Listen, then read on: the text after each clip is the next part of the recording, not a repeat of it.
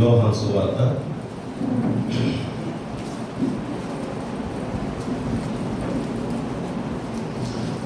1 Bible ఇవ్వండి. ఆయన Bible ఇస్తే చూసుకుని 3వ అధ్యాయం కదండి.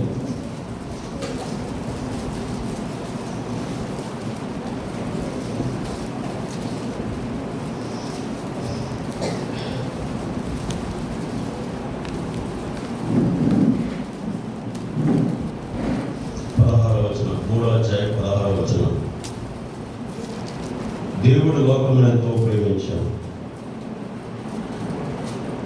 కాగా ఆయన తన అద్వితీయ కుమారుడిగా పుట్టిన వాని యందు విశ్వాసం ఉంచు ప్రతివాడు నశింపక నిత్య జీవం పొందినట్లు ఆయన అనుగ్రహించాడు.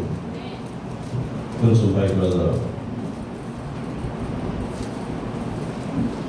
14వ వచనం 15వ వచనం. అరణ్యంలో మోషే సర్పమును ఎలాగెత్తెనో అలాగే విశ్వసించు ప్రతివాడును నశింపక ఆయన ద్వారా నిత్య జీవం పొందినట్లు మనిషి కుమారుడు ఎత్తబడవలెను. ప్రార్థన చేసుకున్నాం. పరిశుద్ధుడైన మా తండ్రి, చదవబడిన వాక్యాన్ని ఆశీర్వదించు తండ్రి. వాక్యం తెరవబడినప్పుడు మా హృదయాలలో ఏది అవసరముగా ఉన్నదో అది తీర్చబడుతుంది. మేమందరము నాయన నీ పాదముల యొద్దకు వచ్చి ఉన్నాం. మీరు మాతో మాట్లాడి ఇప్పుడున్న స్థితి కంటే మేము పైకి నీ ఆత్మలో ఎత్తబడాలని కృప ద్వారా నీ వైపు చూస్తుండగా సహాయం చేయదేవా. ఓ సండే స్కూల్ పిల్లలు చక్కని గీతము పాడి చిన్ని నాట్యంతో నేను మయంపరిచారు కదా. నువ్వే దోస్తంటే, నువ్వే స్నేహితుడు, నీవు లేకుండా ఏమీ వద్దని వారు కోరారు. ఎదుగో దేవా, వారి యొక్క ముక్కు, నోరు, కళ్ళు సర్వం నీకే అని ఎదుగరగా నువ్వు పరిశుద్ధుడు. అందుకని మాకు కన్నులు ఇచ్చావు, ముక్కునిచ్చావు, చెవులనిచ్చావు, నోరునిచ్చావు, దేహం ఇచ్చావు. ఇది మా అంతటా మేము సృష్టించుకుని మేము రాలేదు, కానీ మా ప్రతి భాగం నీ కొరకు ఉపయోగపడాలనే మమ్మల్ని ఆ రూపంలో చేసి భూమి మీద పంపావు దేవా.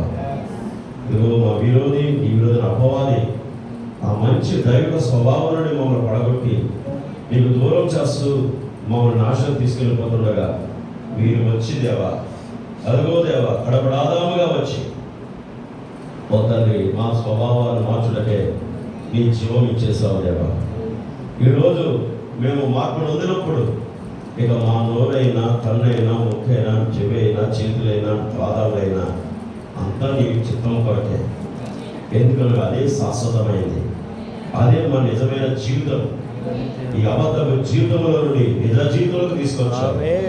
దీని కొరకు మేము ఏమిచ్చి మేము పొందలేదు, కానీ ఈ కృపా రక్తము మమ్మల్ని ఆ స్థానం తెచ్చింది దేవా. ఇంత మేలు చేసినందుకు ఎంతో కృతజ్ఞత మేము చెల్లించాలి. ప్రతి క్షణము కూడా నీకు ఎంతో నమ్మకమైన జీవితాన్ని మేము జీవించాలి దేవా. సహాయం చేయము. ఇదిగో ఇప్పుడు మాకు నీ వాక్యంతో నడవడానికి మాకు నీ ఆత్మతో సహాయం చేయాలి. నీ ప్రత్యక్షత ఇక్కడ మాకు ఎంతో అవసరంగా ఉంది. ఇదిగో బలహీనులు, రోగులుగా ఎవరు వచ్చారో స్వస్థపరచుము. ఎట్టి అవసరతలతో పెట్టొచ్చారో వారి అవసరం తీర్చుము. ఉదయము కార్తీక కోనలో ఆరాధనలో దేవా నువ్వు అద్భుతంగా సంఘమునకు బుద్ధి వాక్యం ఇచ్చావు. దిద్దుబాటు వాక్యముతో సంఘంతో మాట్లాడవు దేవా. ఇదిగో మాకు జ్ఞానవాక్యం అవసరమే, దిద్దుబాటు వాక్యం అవసరమే నాయన. ఇదిగో తండ్రి నాయన ఓర్పు విషయమైన వాక్యము అవసరమే ప్రభు. మా దేహములను మార్చి మహిమతో కప్పే వాక్యము అవసరమే. ఏది ఇప్పుడు అవసరమో మాకు ఆహారం పెట్టే తండ్రి కనుక మా ప్రవచన మీదకి వచ్చినప్పుడు ఆ సంఘం ఎలా ఉద్యోగం పడ్డాయో ఈ సమయం మందు అల్పులమైన మా మీదకి రండి నాయన. ఈ ఆత్మగా మాకు బోధన చెయ్యండి, బలపరచండి. యేసుక్రీస్తు దివ్యనామమున ప్రార్థిస్తున్నాను తండ్రి, ఆమేన్. ప్రియమిత్రులారా, నెమ్మదిగా కూర్చోండి.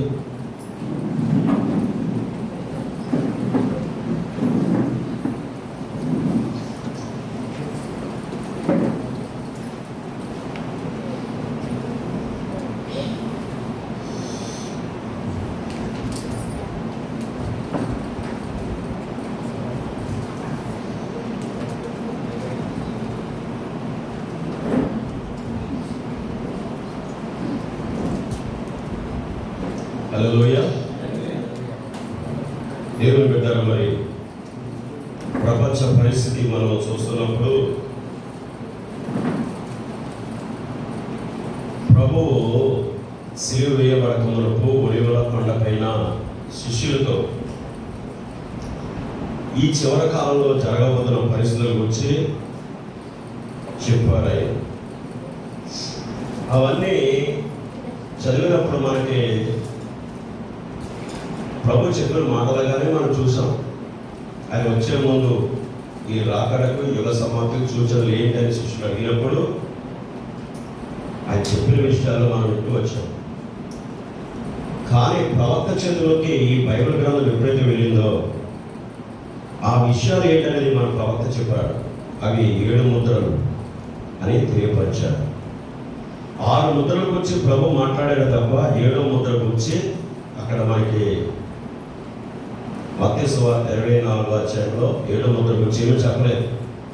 7వ ముద్ర ఏమని చెప్పాడంటే అది మనిషి కుమారుడి ప్రత్యక్షతగానే ఉంది. కనుక ఇప్పుడు 7వ ముద్ర అయినప్పటికీ మీరు కొంచెం కొత్త వారు కూడా వచ్చారు కనుక కొంచెం మీకు ఏంటి ముద్ర ఏంటి, ప్రవక్త ఏంటి, ఏదేదో ఒక ఆలోచన మొత్తం ఉంటుంది. మీరు ఏమీ ఆలోచించగలరు. చెబుతున్న వాక్యాన్ని కొంచెం జాగ్రత్తగా వినండి చాలు. మీకు ఏది అవసరమో దేవుడు మీకు ఇస్తారు. హల్లెలూయా. గుర్తిస్తుంది. వింటూ ఉండండి. అన్ని దేవుడే బయటపరుచుకున్నాడు. ఎందుకనగా దేవుడు మనిషి హృదయాలు ఎరిగిన దేవుడు. ఎవరికి ఏది అవసరమో ఇస్తారు. అయితే ప్రవక్త చేతుల్లోకి బైబిల్ గ్రంథం ఎప్పుడైతే వెళ్ళిందో ఆ 24వ అధ్యాయంలో ఆయన పలికిన ప్రతి మాట ఏం చెప్పారంటే ఆయన అవి 7 ముద్రల గురించి వివరించాడు. ప్రవక్త 7 ముద్రల గురించి వివరించాడు. అందుకని ప్రకటనలో 6వ అధ్యాయం అంతా మత్తయి సువార్త 24వ అధ్యాయం యేసు చెప్పిన మాటలు 6 భాగాలుగా చూపించి 6 ముద్రల గురించి వివరించాడు. 7వ ముద్ర గురించి చెప్పినప్పుడు ఆయన ఏం చెప్పలా. ఎందుకు 7వ ముద్ర గురించి ఆయన చెప్పలేదంటే 7వ ముద్ర ఆయనే. ఎవరు? ఆయనే. కనుక ఇక 7వ ముద్ర అనే దానికి చాలా విషయాలు ఉన్నాయి. కనుక దాని గురించి మరి ప్రపంచితమైతే వాక్యం చెప్తుండగా వెళ్తాను. కనుక ఇప్పుడు ఒక మాట చెప్పాలంటే 7వ ముద్ర ఏదో కాదు, 7వ ముద్ర క్రీస్తే. ఒక మాట చెప్పాలంటే 7వ ముద్ర ప్రకటన గ్రంథమే. అది ప్రారంభంలో చివరి వరకు అది 7వ ముద్ర. అంటే ఇంకో మాట చెప్పాలంటే ఆయన అనంతమైన ఆలోచన. భూమి, సూర్యుడు, చంద్రుడు, నక్షత్రాలను ఏమీ చేయకమంటే దేవుడు ఆయన ఆలోచనలో సమస్తము కలిగి ఉన్నాడు. అందుకని ప్రకటన గ్రంథం అంతా మీరు చదివినప్పుడు మొత్తం ఆదికాండం మొదలుకొని ప్రకటన గ్రంథం వరకు వాక్యమంతా మనకి ప్రకటన గ్రంథంలో కనబడుతుంది. ఎందుకంటే ప్రకటన గ్రంథం ఏదో కాదు, రెవల్యూషన్ అక్కడ దాని ప్రత్యక్షత గ్రంథం, వాక్య బయలుపాటు గ్రంథం. అది దానిని ముసుగు తీయబడిన గ్రంథం, మరుగుగా ఉన్న విషయములను బయలుపరచు గ్రంథముగా అది ఉంది. దానిని ఎవరి ద్వారా బయలుపరచాడంటే దేవుడి కాలపు ప్రవక్తల ద్వారా. ఆ మర్మములుగా ఉన్నది, అలంకార రూపం ఉన్నదంతా కూడా మనకి తెలియపరిచాడు. ప్రతి మర్మము ప్రవక్త ద్వారా అన్యుల యుగంలో ఉన్న పెండ్లి కుమార్తె మనకి బోధించాడు. అది ఇశ్రాయేలుకి మరుగుగా ఉంది, పెండ్లి కుమార్తెకు బయలుపరచబడింది. మత శాఖలకి సంస్థలు ఉన్న వారికి తెలియదు. లూథరన్స్కి కానీ, క్యాథలిక్ వారికి కానీ, బ్యాప్టిస్టులకు కానీ, పెంతెకొస్తేలకు కానీ, ఆల్ డినామినేషన్ సమస్త నాయకత్వం కింద సేవలు చేసిన వారికి ఈ రహస్యము, ఈ మర్మము బయలుపరచబడదు. ఇది ఎవరికి బయలుపరచబడుతుంది అంటే జయించిన వారికి. జయించడం అంటే వారు ఉన్న ఆ స్థలము దాటి ఇది సత్యమైన వాక్యమని. ఇంకా షార్ట్లో ఏం చెప్పాడు ప్రవక్త గారు, జయించుటంటే ఏమీ కాదు, యెహోవాయే యేసుక్రీస్తు అని. ఎవరికి బయలుపరచబడిందో వాడు జయించి ఉన్నాడు. దేవునికి మహిమ కలుగునుగా. ఎందుకనగా సంస్థల్లో ఉన్న ఉద్దేశం అనేది దేవుడు 2 3 అనేకమైన తప్పుడు విధాన పద్ధతుల్లో వాళ్ళు ఉండిపోయారు. కానీ నీకైతే దేవుడు 3 2 1 కాబట్టి ఒక్కడే. పాత నిబంధనలు యెహోవాయే శరీరధారి అయి కృపా సత్య సంపూర్ణంగా భూమి మీదకి వచ్చి రక్తము కాచి ప్రాణం పెట్టి మృతి పొంది తిరిగి లేచి ఇప్పుడు మన మధ్యలో నివాసం చేస్తున్నాడు. ఒక మాట చెప్పండి, వధువులో నివాసం చేస్తున్నాడు. కనుక ఇప్పుడు ఆయన ముగ్గురు కాదు, ఆయన ఒక్కడైన దేవుడు. ఈ బయలుపాటు పెండు కుమార్తెకు దేవుడు ప్రవక్తలతో మన ద్వారా ఇచ్చాడు. కనుక మీకు ప్రకటన గ్రంథం అంతా ఆయన అనంతమైన ఆలోచన, ముందు ప్రణాళికలేవి, అవి నెమ్మదిగా బయలుపరుచుకుంటూ వచ్చాడు ఆయన. అందుకనే 2000 సంవత్సరాల క్రితము ఆకాశానికి భూమికి మధ్యలో శిలువ మీద వేలాడదీయబడిన యేసు మనం అనుకుంటున్నాం 2000 సంవత్సరాల క్రితం వచ్చి ఆయన సిలువేయబడ్డాడు అని. బైబిల్ చెప్తుంది 2000 సంవత్సరాల క్రితం వచ్చి ఆయన సిలువేయబడ్డం కాదు, జగత్తు పునాది వేయబడక మునిపే ఆయన మన వరకు అక్కడే ఆ గొర్రె పిల్ల వధించబడింది. అక్కడ దృశ్యమే క్రియారూపంలో, క్రియారూపంలో కాలము సంపూర్ణమైనప్పుడు వచ్చి ఆయన ప్రత్యక్షపరుచుకున్నాడు. ఆయన ప్రత్యక్షమయ్యాడు. హల్లెలూయా. చాలా అద్భుతమైన మర్మములతో కూడిన గ్రంథాన్ని, అది ఆయన ఆలోచన. అందుకని చూడండి, శిష్యులు అంటారు, ప్రభువా మాకు ప్రార్థన నేర్పన్నారు. ఏమన్నారు? ప్రార్థన ఎట్లా చేయాలో మాకు నేర్పని వారు అన్నప్పుడు ఆయన ఏమన్నాడంటే ప్రార్థన వారికి నేర్పించాడు. మొట్టమొదటి ఏంటంటే స్టార్టింగ్ చూడండి, ఆయన ప్రార్థన ఎలా నేర్పాడంటే మీరు ఇట్లు ప్రార్థన చేయండి. ఇట్లు అంటే ఆయన ఎలా చెప్పాడంటే పరలోకమందున్న మా తండ్రి. చూడండి, శిష్యులకి ఏం చెప్పాడంటే దేవుడు ఎవరై ఉన్నాడు? తండ్రి అయి ఉన్నాడు. Heavenly father. పరలోకమందున్న మా తండ్రి, నీ నామము పరిశుద్ధపరచబడుగాక. ఎందుకన్నాడు ఆయన? ఆయన నామము భూమి మీద అపవిత్రపరచబడుతుంది కనుక అది పరిశుద్ధపరచబడాలని చెబుతున్నాడు ఆయన. ప్రార్థనగా చేయండి, పరలోకమందున మా తండ్రి, నీ నామము పరిశుద్ధపరచబడుగాక, నీ రాజ్యము వచ్చునుగాక. ఎందుకనగా ప్రభువైన యేసుక్రీస్తు నామములోనే యెహోవా ప్రత్యక్షమయ్యాడు. తండ్రి నామమున నేను వచ్చి ఉన్నానని యోహాను సువార్త 5వ అధ్యాయంలో చెప్తారు. తండ్రి నామమునే వచ్చాడు. తండ్రి నామమే యేసు. అర్థమైందా? కానీ యేసుక్రీస్తు నామము అపవిత్రపరచబడుతుందని యేసు ఎరుగును. ఎందుకనగా దేవుడు, ఆయన అనంతుడు, జరగబో సంగతులను చూచు దేవుడై. కనుక ఆయన నామములో మనిషికి పాప క్షమాపణ నిమిత్తము బాప్తిజం యేసుక్రీస్తు నామములో ఇవ్వాలన్నది తెలుసు. కానీ వాళ్ళు మార్చివేస్తారన్న విషయం ఆయన ఎరిగి ఆయన నామము తండ్రి కుమార పరిశుద్ధాత్మ కాదు, తండ్రి కుమార పరిశుద్ధాత్మకు ఒకే నామము. అది ప్రభువైన యేసుక్రీస్తు నామము ఏమవ్వాలి? పరిశుద్ధ పరచబడాలి. యేసుక్రీస్తు నామము తండ్రి కుమార పరిశుద్ధాత్మకు కాదని, బిరుదులు కాదని, అని పేరు. ఆ బిరుదుకు ఒక పేరు, ప్రభువైన యేసుక్రీస్తు నామమున పరిశుద్ధపరచబడాలి. అందుకనే మనం పరిశుద్ధపరచబడ్డాం. లేకపోతే మనం అందరం తండ్రి కుమార పరిశుద్ధాత్మని ఆ త్రిత్వభావంలోనే ఉండిపోయాడు. కానీ దేవుడు అందరి నుంచి పడి లాగాడు, పరిశుద్ధపరిచాడు మనందరూ ఆయన నామములో. హల్లెలూయా. అందుకనే పరిశుద్ధం, ఆయన నామం పరిశుద్ధపరచబడుగాక, నీ రాజ్యము వచ్చునుగాక అన్నాడు. ఎవరి రాజ్యం రావాలి?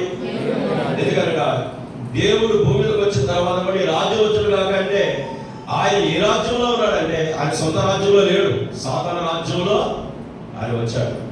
ఇప్పుడు ఆయన రాజ్యం వచ్చాడు కాకండి అర్థం ఏంటంటే ఆయన మరణించి సమాధి చేయబడి తిరిగి లేచి పరిశుద్ధాత్ముడిగా సంగమని శరీరంలోకి వచ్చాడు. చూసారా?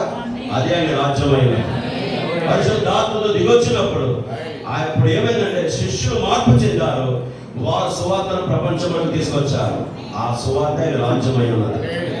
ఆయన రాజ్యం ఆడదంటే మారు మనసు లేని వాడికి మారు మనసు ఇచ్చే రాజ్యం, పాపులను పశ్చాత్తాపడి సరైన మార్గంలోకి తీసుకొచ్చే రాజ్యం, దొంగలను మార్చే రాజ్యం, వ్యభిచారులు మార్చే రాజ్యం, పుట్టి వారిని స్వస్థపరచు రాజ్యం, మోగవారికి నోరుచ్చు రాజ్యం, చెవిటి వారికి వినికినిచ్చే రాజ్యం, గుడ్డివారికి చూపునిచ్చే రాజ్యమైంది.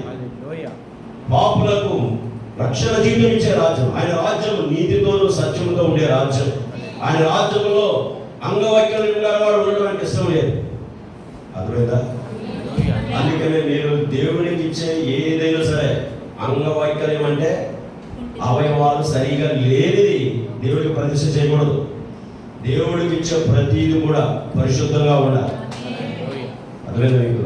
అందుకే అంటాడు ఆయనకి ఇచ్చే ప్రతిది పరిశుద్ధం. ఎందుకంటే ఆయన పర్ఫెక్ట్ గాడ్. ఆయన అంగవైకల్యం గల దేవుడు కాదు. ఒక కన్నుడు ఒక కన్ను లేనివాడు, లేకపోతే చెయ్యుడు చేయలేని దేవుడు కాదు. ఆయన అన్నింటినీ పర్ఫెక్ట్ గాడ్. ఆయన ఆలోచన పర్ఫెక్ట్. ఆయన మనిషి ఆయనే పర్ఫెక్ట్. పర్ఫెక్ట్ లోనే పర్ఫెక్ట్ వచ్చింది. కానీ పాడైపోయింది కనుక దీన్ని మన పర్ఫెక్షన్ లోకి తీసుకొచ్చే గాడ్ అయ్యాడు. అందుకని వాక్యం కూడా పర్ఫెక్షన్. ఆయన అంటాడు నీ మాట అవునంటే అవును, కాదని కానుకని ఉండమన్నాడు క్రైస్తవుడు. వీటికి మించినది ఏదైనా నీలో పుడతాది దెయ్యం అన్నాడు. అందుకనే నువ్వు సమాధానం చెప్పినప్పుడు అవునంటే అవునని చెప్పు, కాదంటే కానుక చెప్పు. నువ్వు మళ్ళీ దానికి అరగిలో అనుకో, అది అన్ని దెయ్యాలు వచ్చాయి. సత్యం అంటే సత్యమే. హల్లెలూయా. అందుకని ఏమన్నాడు అంటే పర్ఫెక్ట్ గాడ్. అందుకని ఆయన ఆలోచన పర్ఫెక్ట్, ఆయన ప్రవర్తన పర్ఫెక్ట్, ఆయన మాట ప్రవర్తన, నడక ప్రవర్తన, ఆయన భూమికి వచ్చినప్పుడు పర్ఫెక్ట్ గాడ్. అందుకే ఆయన పాపం ఉన్నదని మీరు ఎవరు రుజువు చేస్తాడని కూడా అన్నాడు. పాపమైన పవిత్రుడై ఇప్పుడు ఎందుకు వచ్చాడంటే కుంటువాడిని నిదానంగా నిలబెట్టడానికి. గుడ్డివాడికి ఎందుకు ఇస్తున్నాడు ఆయన? అసలు మనిషి చేసినప్పుడు అలా చేశాడు. ఆదాము గుడ్డోడుగా చేశాడేంటి? ఏదో విచిత్రంగా ఏంటంటే ఆదాము గుడ్డోడుగా చేశాడా? చెప్పాలి గట్టిగా. ఆదాము గుడ్డోడుగా చేశాడా? ఒక ముక్కుకి అందరూ పెట్టుకున్నారు, అందరూ పెట్టలేదా? చెప్పండి మరి. ఆదాముకి పరిపక్షంగా చేశాడు. అన్ని బాగా పనిచేస్తాయి. ఏ చెవుడోడు కాదు, గుడ్డోడు కాదు, మోగోడు కాదు, కుండోడు కాదు, ఏది కాదు. ఆయన వింటున్నారా? ఒక మనిషిని చేసినప్పుడు ఆయన పర్ఫెక్ట్ గానే తయారు చేశాడు. హల్లెలూయా. అందుకనే హృదయం కూడా పర్ఫెక్టే. అందుకనే ప్రసంగి గ్రంథంలో ప్రసంగి ఏమన్నాడు తెలుసా? ప్రసంగి దేవుడు మనుషులను యథార్థవంతులుగానే సృష్టించాడు. మనుషులే వివిధ తంత్రాలు పెట్టుకుని పాడైపోయాడు అన్నాడు. చూసారా? హృదయం కూడా పర్ఫెక్ట్ గానే చేశాడు. మనిషి పైభాగం కూడా ఎలా చేశాడు? పర్ఫెక్ట్ గానే చేశాడు. అది ఆదాములో. మరి ఆదాములో అన్నవయవాలు పర్ఫెక్ట్గా ఉన్నప్పుడు, హృదయం పర్ఫెక్ట్గా ఉన్నప్పుడు, ఒక పరిపూర్ణతతో చేసినప్పుడు, ఇప్పుడు ఆయన భూమి మీదకి వచ్చినప్పుడు కూడా పరిపూర్ణంగానే వచ్చాడు. ఆయన దగ్గరికి ఏ కుంటోడు వచ్చినా పరిపూర్ణ చేశాడు, గుడ్డోడు పరిపూర్ణ చేశాడు, మోగోడు పరిపూర్ణ చేశాడు. అంతా కూడా పర్ఫెక్షన్తో కూడిన రాజ్యం. అందుకని ఆయన రాజ్యం వచ్చుగా అన్నాడు భూమి మీద. ఈ కుండోడు గుడ్డోడు మోగాడుగా అవయవాలు పోయేవాడుగా రకరకాలుగా మార్చింది ఎవరంటే దేవుడు పెట్టారా? సాతాను ఏం చేశాడు? మనుషుల నిర్మాణాన్ని పాడు చేసేసాడు. కానీ మానవ నిర్మాణమును దేవుడే ప్రోత్సహించిన దేవుడు. అందుకే మీరు జాగ్రత్త. ప్రకృతిలో వృక్షములను మీరు పరీక్షిస్తే చాలా వృక్షాలు కొన్ని రకరకాలుగా కనబడతాయి. మనిషి జాతుల్లో కూడా అంతే. అలాగే వృక్షాలు ఫలాలు కాసినప్పుడు కొన్ని ఫలాలు బాగుంటాయి, కొన్ని ఫలాలు వంకరగా ఉంటాయి, కొన్ని ఫలాలు రకరకాలుగా ఉంటాయి, కొన్ని ఫలాలు పర్ఫెక్షన్గా ఉంటాయి. అర్థమైందా? కానీ వాటన్నిటిని మనం గమనిస్తున్నప్పుడు భూమి మీద కూడా అలాంటి పరిస్థితులు మనకు కనబడతాయి. ఇవన్నీ పర్ఫెక్ట్గా రావాలంటే పర్ఫెక్ట్ గాడ్ దేవుడి లోపలికి మనిషి రావాలి. అందుకని రాజ్యం వచ్చులుగా కన్నప్పుడు పేతురు 3 సార్లు బొంకినవాడు, అబద్ధాలు ఆడినవాడు, యేసెవడో తెలియదన్నవాడు మారిపడే లేదా? ఆయన రాజ్యం ఎప్పుడైతే అది లోపలికి వచ్చిందో, ఆయన రాజ్యమే పరిశుద్ధాత్మ. ఆ పరిశుద్ధాత్మ ఎప్పుడైతే పెంతెకొస్తు దినమందు పేతురు పొందుకున్నాడో పేతురు పర్ఫెక్ట్ గా నిలబడ్డాడు. మళ్ళా అబద్ధాలు ఆడలేదు. విన్నారా? అబద్ధాలు అతను నోట లేదు. మాట అవునంటే అవును, అది పర్ఫెక్ట్. దేవునికి స్తోత్రం కలుగునుగాక. అది కానీ రాజ్యం వచ్చునుగాక. ఆయన చిత్తము పరలోకమందు నెరవేరుతున్నట్టు భూమి మీద నెరవేరుగాక. ఇప్పుడు చూడండి, ఆయన చిత్తం ఎక్కడుంది? భూమి మీద లేదు. ఆయన చిత్తం ఎక్కడుంది? ఆయన చిత్తమే రెవల్యూషన్. ఆయన చిత్తమే ప్రకటన గ్రంథం. ఆయన చిత్తము ఏమైనదో అది ఎక్కడ జరగాలి? భూమి మీదే జరగాలి. అందుకనే ప్రకటన గ్రంథంలో రాయబడినవన్నీ కూడా ఇప్పుడు జరుగుతూ ముందు ఆలోచన అదే. అందుకనే ప్రకటన గ్రంథం ఆఖరి అధ్యాయం అది ఆఖరి పెట్టాడంటే అది ముందు ఉన్నది. దేవుడిస్తారు. మీరు ఎప్పుడైనా బండి ఎక్కారు? ఎవరన్నా ఎక్కారా? యువతల గొట్టిన అవతల గొట్టుకు వెళ్ళాలంటే బండి ఎక్కినప్పుడు ముందు ఎవరు ఎక్కుతాడో లాస్ట్ ఉంటాడు. దిగి అందరు దిగాక ఈ లాస్ట్ దిగాడు. నా కారు ఎక్కేది అందరికన్నా ముందు దిగిపోవాలని లోపల పెడితే నా వెనక వచ్చిన కార్లను దిగిన తర్వాతే ఎవరు దిగాడు. అలాగే ముందు అనేది చివరి ఉన్నది. అర్థమైందా మీకు? చివరి అనేది ముందు ఉన్నది. కనుక మనమందరం ముందున్నవారు కనుక సంఘకాలంలో చివరిలో దేవుడు మన భూమి తీసుకొచ్చాడు. అలా తిరిగి మనం అక్కడికే మొదటి సార్లోనే మనం వెళ్ళిపోతున్నాం. మర్మములు అనేవి బయలుపరచబడుతున్నప్పుడు దేవుని బిడ్డారా మనం నూతన వ్యక్తిత్వం కలిగిన ప్రజలుగా మారిపోతున్నాం. ఇది నేను అంటున్నాను, నీ అంతటా నువ్వు మార్చుకునేది కాదు. ఇది నువ్వు ఒక్కటే చేయాలి. నువ్వు దేవునికి ఇవ్వగలిగినప్పుడు దేవుడే నేను మార్చుకుంటాడు. ఇది నా వలన మారే కార్యం కాదు ప్రభా, అది నీ వలనే సాధ్యమని నమ్ముతున్నా. నన్ను మార్చున ఆయన హృదయపూర్వకంగా నీ జీవితాన్ని ఆయనకి ఇవ్వగలిగితే అద్భుతమైన లైఫ్ నీలో స్టార్ట్ అవ్వడం ప్రారంభించబడతారు. కనుక ఇప్పుడు ముద్రల గురించి మనం వింటున్నప్పుడు హల్లెలూయా, అవి మరి ముందుగా తెరవబడిన గ్రంథమే, మనకి మర్మములతో రాయబడింది. కానీ ఈ కాలం చివరిలో అవన్నీ మనకు బయలుపరచబడుతున్నాయి. సరే, ఇప్పుడు నెమ్మదిగా మనము చర్చేజెస్లో గత వారం కొన్ని చెప్పి నేను ముగించేశాను. కానీ ఈరోజు దాన్ని మళ్ళా మనం చూస్తున్నాం. ఇత్తడి కాలు. ఇది చెప్పండి. ఇత్తడి కాలు గురించి మనము చూస్తున్నాం. చాలా అద్భుతమైన వాక్యం ఇది. మరి మీరు వింటుండగా చాలా ఉద్యోగపడతారని నేను భావిస్తున్నాను. హల్లెలూయా, దేవునికి స్తోత్రం కలుగునుగాక. ఇత్తడి కాలు. ఇత్తడి కాలు అంటే యేసుక్రీస్తు ప్రభువారి పాదములను వచ్చి 7 మహిమలో 3వ భాగాన్ని మనం చూస్తున్నాం. ఇత్తడి కాలు ముందు భాగాలు మనం 2 చూసాం. ఒకటి ఆయనను గురించి చూసినప్పుడు మొదటిది ఏంటంటే ఆయన వ్యక్తిత్వం యొక్క 7 మహిమలో ఆయన తల వెంట్రుకలు హిమమంతా ధవలముగా ఉండేది అనే దాన్ని మీరు విన్నారు. రెండవది ఆయన కన్నులు అగ్ని వలె ఉండేది, అవి తీర్పు తీర్చు నేత్రాలు. త్వరలో ఆయన జడ్జిమెంట్ చేయబోతున్నాడు. ఎందుకు చేయబోతున్నాడు అంటే ఆయన మానవుడిగా భూమికి వచ్చినప్పుడు ఆయన కన్నులు మానవుని చూసి దుఃఖపడ్డాయి, మానవుని చూసి ఏడ్చాయి. మరి మనిషి మరణమును ఆయన ఇష్టపడలేదు. కానీ సమాధి ఎంతకు వెళ్ళినప్పుడు మరి ఆ లాజరు సమాధి దగ్గర ఏడ్చిన కన్నులు అంటాడు. హల్లెలూయా. నెక్స్ట్ దేవుని బిడ్డలారా, సమరయ స్త్రీని చాలా మంది పాపులను చూసినప్పుడు ఆయన కన్నులు ఏడ్చే దుఃఖపడ్డాయి. దేవరాత్రులు అంట, ఉదయం సువార్త ప్రకటించాక రాత్రులు వెళ్ళి ఆయన సీక్రెట్ ప్రేయర్ చేసేవాడు. కన్నీళ్లతో ప్రజల విమోచన కొరకు తండ్రిని బ్రతిమలాడేవాడు. ఒక మాట చెప్పాలంటే ఆయన శత్రువు కూడా నశించుకోవడం ఇష్టం కాదన్నాడు. నన్ను పొడిచిన వాడు ఎవడైనా ఉంటే వానికి కూడా రక్షణ దయచేయి అని కన్నీళ్లతో ప్రార్థన చేసిన ఆత్మది. అందుకే ఈ రోజున క్రైస్తవ బిడ్డలమైన మనము మన శత్రువును కూడా మనం ప్రేమించి ప్రార్థించే హృదయాన్ని మనం కలిగి ఉండాలి. మన శత్రువు చేసిన చెడ్డ కార్యాల వైపు వెళ్ళక్కర్లేదు. వాటితో నీ జోడే నడకు, వాటి శ్రమను చేయదు. వాడిని క్షమించు, వాడి కొరకు ప్రార్థన చేయి.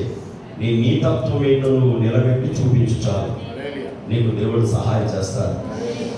ఆయన శత్రువుడు సైతం కూడా ప్రేమించాడు. అది కానీ పొడవబోతుండగా ఆయన వారందరినీ క్షమించాడు. తండ్రి, వీరేమి చేస్తున్నారో మీరు క్షమించు. ఈ హృదయం గొప్పది. ఈ ఆత్మ ఎవరు పొందుతారో వారు ధన్యులు. ఆ ఆత్మ పొందిన వారు దేవుని యొక్క ఆత్మలో భాగమై ఉన్నారు. వారిని నేను ఎలా కూడా అనొచ్చు, వారు పెండు కుమార్తెని కూడా చెప్తుంది. బైబిల్ చెప్తుంది వారు యేసుక్రీస్తులో భాగం. వారు క్షమించగలరు, వారు ప్రార్థించగలరు, వారు తగ్గించుకోగలరు. ఏ పరిస్థితుల్లోనైనా సరే వారికి సహాయాన్ని ఇవ్వగలిగిన హృదయం అది. ఓకే,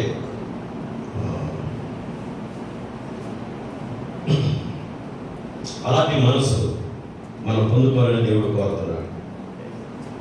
తర్వాత మరి ఇత్తడి కాలు గురించి మనం చూస్తున్నాం. ఆయన పాదములు కొలిమిలో పొటము వేయబడి మెరియచున్న అపరంజితో సమానమై ఉండెను. చెప్పలేనంత గట్టితనములకు ఇత్తడి ఉన్నది. గట్టితనానికి ఇత్తడి ఎలా ఉన్నది? లోహాలు ఉన్నాయి కదా, చాలా లోహాలు ఉన్నాయి. బంగారం ఉన్నది, తర్వాత వెండి ఉన్నది, తర్వాత ఇత్తడి ఉన్నది, తర్వాత రాగి ఉన్నది, చాలా లోహాలు ఉన్నాయి. ఆఖరి ఇనుము కూడా ఉన్నది. గట్టి లోహాలలో ఇత్తడి ఒకటై ఉన్నది. ఇది ఇది చెప్పలేనంత గట్టితనానికి ఇత్తడి. గమనిస్తున్నారా? చాలా గట్టితనంతో కూడిందని చెప్తున్నాడు. ఒక లోహము నుండి ఒక మనిషికి దేవుడు ఏది నేర్పుతున్నాడు? చూడు, నువ్వు ధరించిన వస్త్రము ద్వారా దేవుడు నీకు ఏదైనా నేర్పగలరు. నీ వస్త్రం మీద మనసు పెట్టి, నేను ఈ రోజు ఎందుకు వేసుకున్నా నీ వస్త్రము అని ఒకసారి ఆలోచించు. ఖచ్చితంగా నీ వస్త్రము ద్వారా దేవుడు నీకు ఏదో నేర్పుతాడు. అలాగే నువ్వు ధరించే ప్యాంట్ అవ్వచ్చు, నువ్వు ధరించే మరి ఏ వస్త్రమైనా సరే, అలాగే నువ్వు వేసుకున్న చెప్పుల వల్ల అయినా సరే, నువ్వు నీ ఇంటిలో ప్రతి పరికరమ ద్వారా దేవుడు నీకు నీతిని చూపించగలరు, నీతిని బోధించగలరు.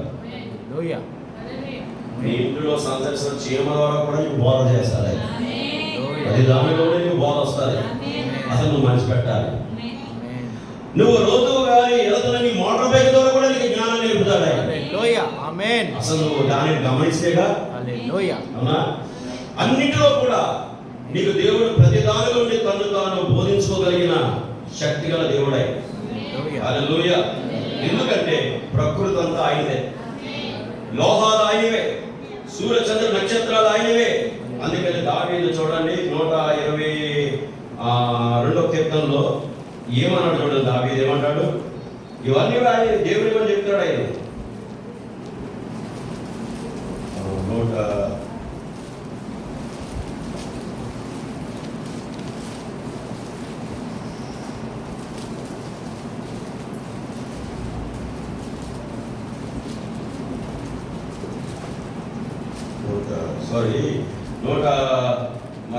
చూడండి 121వ కీర్తనలో, కొండల తొట్టు నా కనులెత్తుచున్నాను, నాకు సహాయం ఎక్కడి నుండి వచ్చును. చూడండి, నాకు సహాయం ఎక్కడి నుండి వచ్చునని కింగ్ ఆఫ్ డేవిడ్ అసలు రాజు అడుగుతున్నాడు. రాజుకు సహాయం ఎక్కడి నుండి వచ్చేటండి? రాజుకే అన్ని ఉంటాయి. కానీ రాజు చూడండి, రాజు అయినప్పటికీ కూడా రాజు అయిన దేవుని అడుగుతున్నాడు. రాజులకు రాజు అయిన దేవునితో మాట్లాడుతున్నాడు. అసలు సహాయం ఎక్కడి నుండి వచ్చును? చూడండి, యెహోవా వలననే సహాయము కలుగును. ఆయన భూమి ఆకాశములను సృజించిన వాడు. ఎందుకంటే యెహోవా ఏమై ఉన్నాడంటే ఆయన భూమి ఆకాశములను సృజించినవాడు అన్నప్పుడు, ఇప్పుడు చెప్పండి, ఈ వస్త్రమైనా మనం ధరించి లోకంలో ఏ వస్తువు వాడుతున్నా ప్రతి వస్తువు ఎవరో చెప్పండి, అది దేవుడిది. ఈ పుస్తకము దేవుడిది, ఈ బైబిల్ దేవుడిది, ఈ ప్రింట్ చేయబడిన పెన్ను ఆయనదే. చూడండి, ఈ టేబుల్ ఆయనదే, ఈ డయాస్ ఆయనదే, ఈ పరికరాలన్నీ ఆయన, మందిరము కట్టడాలు దీనికి వాడిన మెటీరియల్ అన్నీ ఆయన. ఈ భూమి ఆకాశాలు అన్నప్పుడు భూమి నుండే కదండి ఇవన్నీ వచ్చాయి. ఆయన కాదని నువ్వు ఏమనగలవు? భూముల నుండి అన్నీ వచ్చాయి. అందుకని నీ విశ్వాసం ఎంత లోతుకెళ్ళాలంటే ఈ భూమి ఆకాశములకు వెనుకున్న దేవుడి మీదకి వెళ్ళిపోవాలి. కనుక నువ్వే భూమి ఆకాశములను కలుగు చేశావు, సృజించావు. అప్పుడు ఆయన దగ్గరికి నీ విశ్వాసం వెళ్ళి లంగర్ వేసుకుంటే అప్పుడు భూగోళాన్ని కొలిసేస్తాను. ఆ జ్ఞానం, ఆ శక్తి ఆయన నీకు ఇస్తాడు. అందుకని ఇక్కడ ఏమన్నా తెలుసా, మరి భూమి ఆకాశములకు సృష్టికర్త ఆయనే. కనుక ప్రతిదీ ఆయన మూలంగా కలిగినప్పుడు లోహం ఎవరిది? ఇత్తడి ఎవరి ద్వారా సృష్టించబడింది? అది దానికి అంత గట్టితనం ఉండేటట్టు చెప్పింది కూడా ఆయనే. అంతే. హల్లెలూయా. కనుక ఇక్కడ ప్రవక్త ఎందుకు లోహాన్ని ఎత్తి చూపించాడంటే, లోహముతో దేవుడు ఎందుకు మనకి అలంకార రూపంగా తెలియజేసుకుంటున్నాడంటే, అసలు నీకు భూ సంబంధమైన విషయాలు బాగా అర్థమైతే అప్పుడు ఆత్మ సంబంధమైన విషయాలు కూడా అర్థమవుతుంది. హల్లెలూయా. హల్లెలూయా. బంగారం ఉంది, బంగారాన్ని చూసినప్పుడు మురిసిపోతాం. బంగారం చూడగానే, బంగారం కొట్టు చూడగానే ఏదో ఒకటి కూడా మన సోదరులు తీసేశారు. కానీ చాలామంది అందరూ అంటదమ్మా అలాగే ఆకర్షించబడి అని అంటారు. బంగారం చూడగానే పైకి తీసేయచ్చు, లోపల ఉండదు. అర్థమా? లోపల ఉండదు ఒక హృదయంలో. బలవంతంగా తీశారో మంచి హృదయంతో తీశారో దేవుడిని సమర్పించి తీసుకుని నాకు తెలియదు, కానీ మీ హృదయాన్ని దేవుడే పరీక్షిస్తున్నాడు. ఇప్పుడు ఒక విషయం తెలుసుకోండి, బంగారమును చూసినప్పుడు ఎవరికైనా మనసుపోతారు. ఎందుకంటే ఆ బంగారంలో విలువ ఉంది. అవునా? బంగారంలో విలువ ఉన్నది. బంగారంలో ఏదో ఒక ఆకర్షణ ఉంది. అందువలన మనుషులు దాన్ని ఇష్టపడతారు. అది ఒక ఘనత వహించిన లోహమై ఉన్నది. కనుక దేవుడు కూడా తను పోల్చుకున్నప్పుడు దేవుడు కూడా బంగారంతో పోల్చుకున్నాడు. ఎందుకు పోల్చుకున్నాడు? బంగారం ఏదో కాదు, దైవత్వమైనది. ఏంటి? బంగారము దైవత్వమైనది. బంగారములో మరి ఒక గుణం ఉన్నది. ఆ గుణమును బట్టి దేవుడు తను దైవత్వముగా పోల్చబడింది. ఇందుకే బంగారం దేవుడు సృష్టించిందా, లేదా బంగారం దేవుడు సృష్టించాడా? అది అందుకని దేవుడు మనలో ఉండే బంగారము చూసినప్పుడు ఆ దేవుడు బంగారంలో తన దైవత్వాన్ని చూపిస్తున్నాడు మనకని మనకు అర్థమవుతుంది. అందుకని ఇప్పుడు బంగారం ధరించుకోమన్నా, బంగారం ధరించకల్లా బంగారం కూడా దైవత్వమైన దేవుడు నీ హృదయంలో ఉంటే నీకే తెలుస్తుంది. నీవు అసలు బంగారం పెట్టుకోవచ్చా పెట్టుకోకూడదు, నీకే తెలుసుకోవాలి. భాస్కర్ మరి బంగారం పెట్టుకోవద్దు, ముక్కు కూడా తీసేయండి, చెవుకుళ్ళు తీసేయండి, అవి తీసేయండి, ఇవి తీసేయండి అని బైబిల్ చెప్పినట్టుగా మీరు చెప్తున్నారు కదా, మరి వివాహాలు అయినప్పుడు ఎందుకు రింగు తొడిగిస్తున్నారు బంగారు రింగులు అని అంటారు చాలా మంది. బంగారం రింగు తొడుగులని నీకు ఓపుకుంటే బంగారం రింగు పెట్టుకో. ఏదైనా వివాహానికి ఒక గుర్తు మాత్రమే. నీ దగ్గర డబ్బులు లేవనుకో, కొనుక్కోడానికి ఆ స్థాయి లేదనుకో, ఆ టయానికి ఏదైనా తయారు చేయించుకోవచ్చు. ఒక గుర్తు మాత్రమే అది. ఏదైనా ఒక రింగు అంతే, అది బంగారమే పెట్టుకోవాలని కాదు, బంగారమే మస్తుగా కొనమని కాదు. అక్కడ నువ్వు బంగారం కొనుక్కుని స్తోమత అనుకుంటే బంగారం కొనుక్కో, లేదా ఇత్తడితో తయారు చేసే రింగు పెట్టుకోవడం పెట్టుకో, లేదు నీకు వెండితో చేయాలంటే తలి పెట్టుకో. ఇది ఏ వస్తువు పెట్టుకున్నావని ముఖ్యం కాదు, నీ స్తోమతను బట్టి, నీ స్థాయిని బట్టి అంతే. అర్థమైందండి? ఇది ఒక బంగారమే పెట్టాలని ఏమి కాదు. అందుకని బంగారం మీ దగ్గర కూడా అవుతుంది. వెళ్ళి అమ్మాయికి ఎంత లాభం పెడుతున్నాడు, అబ్బాయికి ఎంత లాభం పెడుతున్నారు. ఇవి కూడా మనము వర్తమానంలో మనకి కొంచెం కూడా తగదు. అసలు వర్తమానంలోకి వచ్చిన మీరే పెళ్లి చేసుకోకపోయే పెళ్లి కుమార్తె అయినా, పెళ్లి చేసుకోబోయే కుమారుడైనా, కుమార్తె అయినా, నేను మాట చెప్తాను, వివాహంలోకి వచ్చి మంచి ఆలోచన కలిగి పెళ్లి చేసుకోండి. అమ్మ అన్నది డాడీ అన్నది కాదు. వివాహ వ్యవస్థ దగ్గరకు వచ్చినప్పటికీ వివాహం చేసుకోవాలి అనే మనసు అమ్మాయిలో పుడితే అమ్మాయి ఏం చేయాలి తెలుసా? వివాహంలోకి వచ్చి బాగా ఎరగాలి. అబ్బాయి కూడా అంతే. ఇప్పుడు తల్లిదండ్రులు ఏమన్నారు? పెద్దలు అయితే వయసు వచ్చిన పెళ్లి చేశారంటారు. వివాహంలోకి వచ్చిన అవగాహన ఆ బిడ్డలకు రాకుండా నువ్వు పెళ్లి చేయడం ప్రయత్నించినా పెద్ద ప్రమాదంలో పాడిసినట్టారు. బైబిల్ ఏం చెప్తుంది? ప్రవక్త అన్నాడు, వివాహం పొందుకోబోయే స్త్రీ అయినా పురుషుడైనా ముందు వారు పరిశుద్ధాత్మను పొందుకోవాలి ఫస్ట్. ఈ వాక్యంలో ఫస్ట్ పాత్ర అదే. పరిశుద్ధాత్మలో వారు నింపబడితే అప్పుడు వివాహం అనేది ఎలా చేసుకోవాలో వారికి భయపడ్డారు. అప్పుడు పాస్టర్ గారికి బాధ ఉండదు, సంఘ పెద్దలకు బాధ ఉండదు, అటు తల్లిదండ్రులకి బాధ ఉండదు. చెప్పండి, తల్లిదండ్రులకి ఇరువైపులు కూడా బాధ, అంతా కూడా సమాధానంగా జరిగిపోతుంది. ఈ వివాహ వ్యవస్థలో అవగాహన లేకుండా ఇందులో అడిగెట్టారా మనము చాలా ఇబ్బందులు పడాలి. అందుకనే దీనిలో చాలా జాగ్రత్త వహించాలి.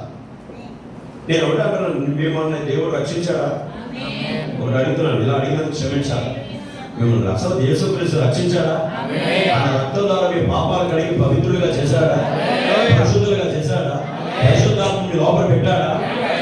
అసలు మిమ్మల్ని క్రైస్తవులుగా చేస్తే ఆయన మీకు తండ్రినా?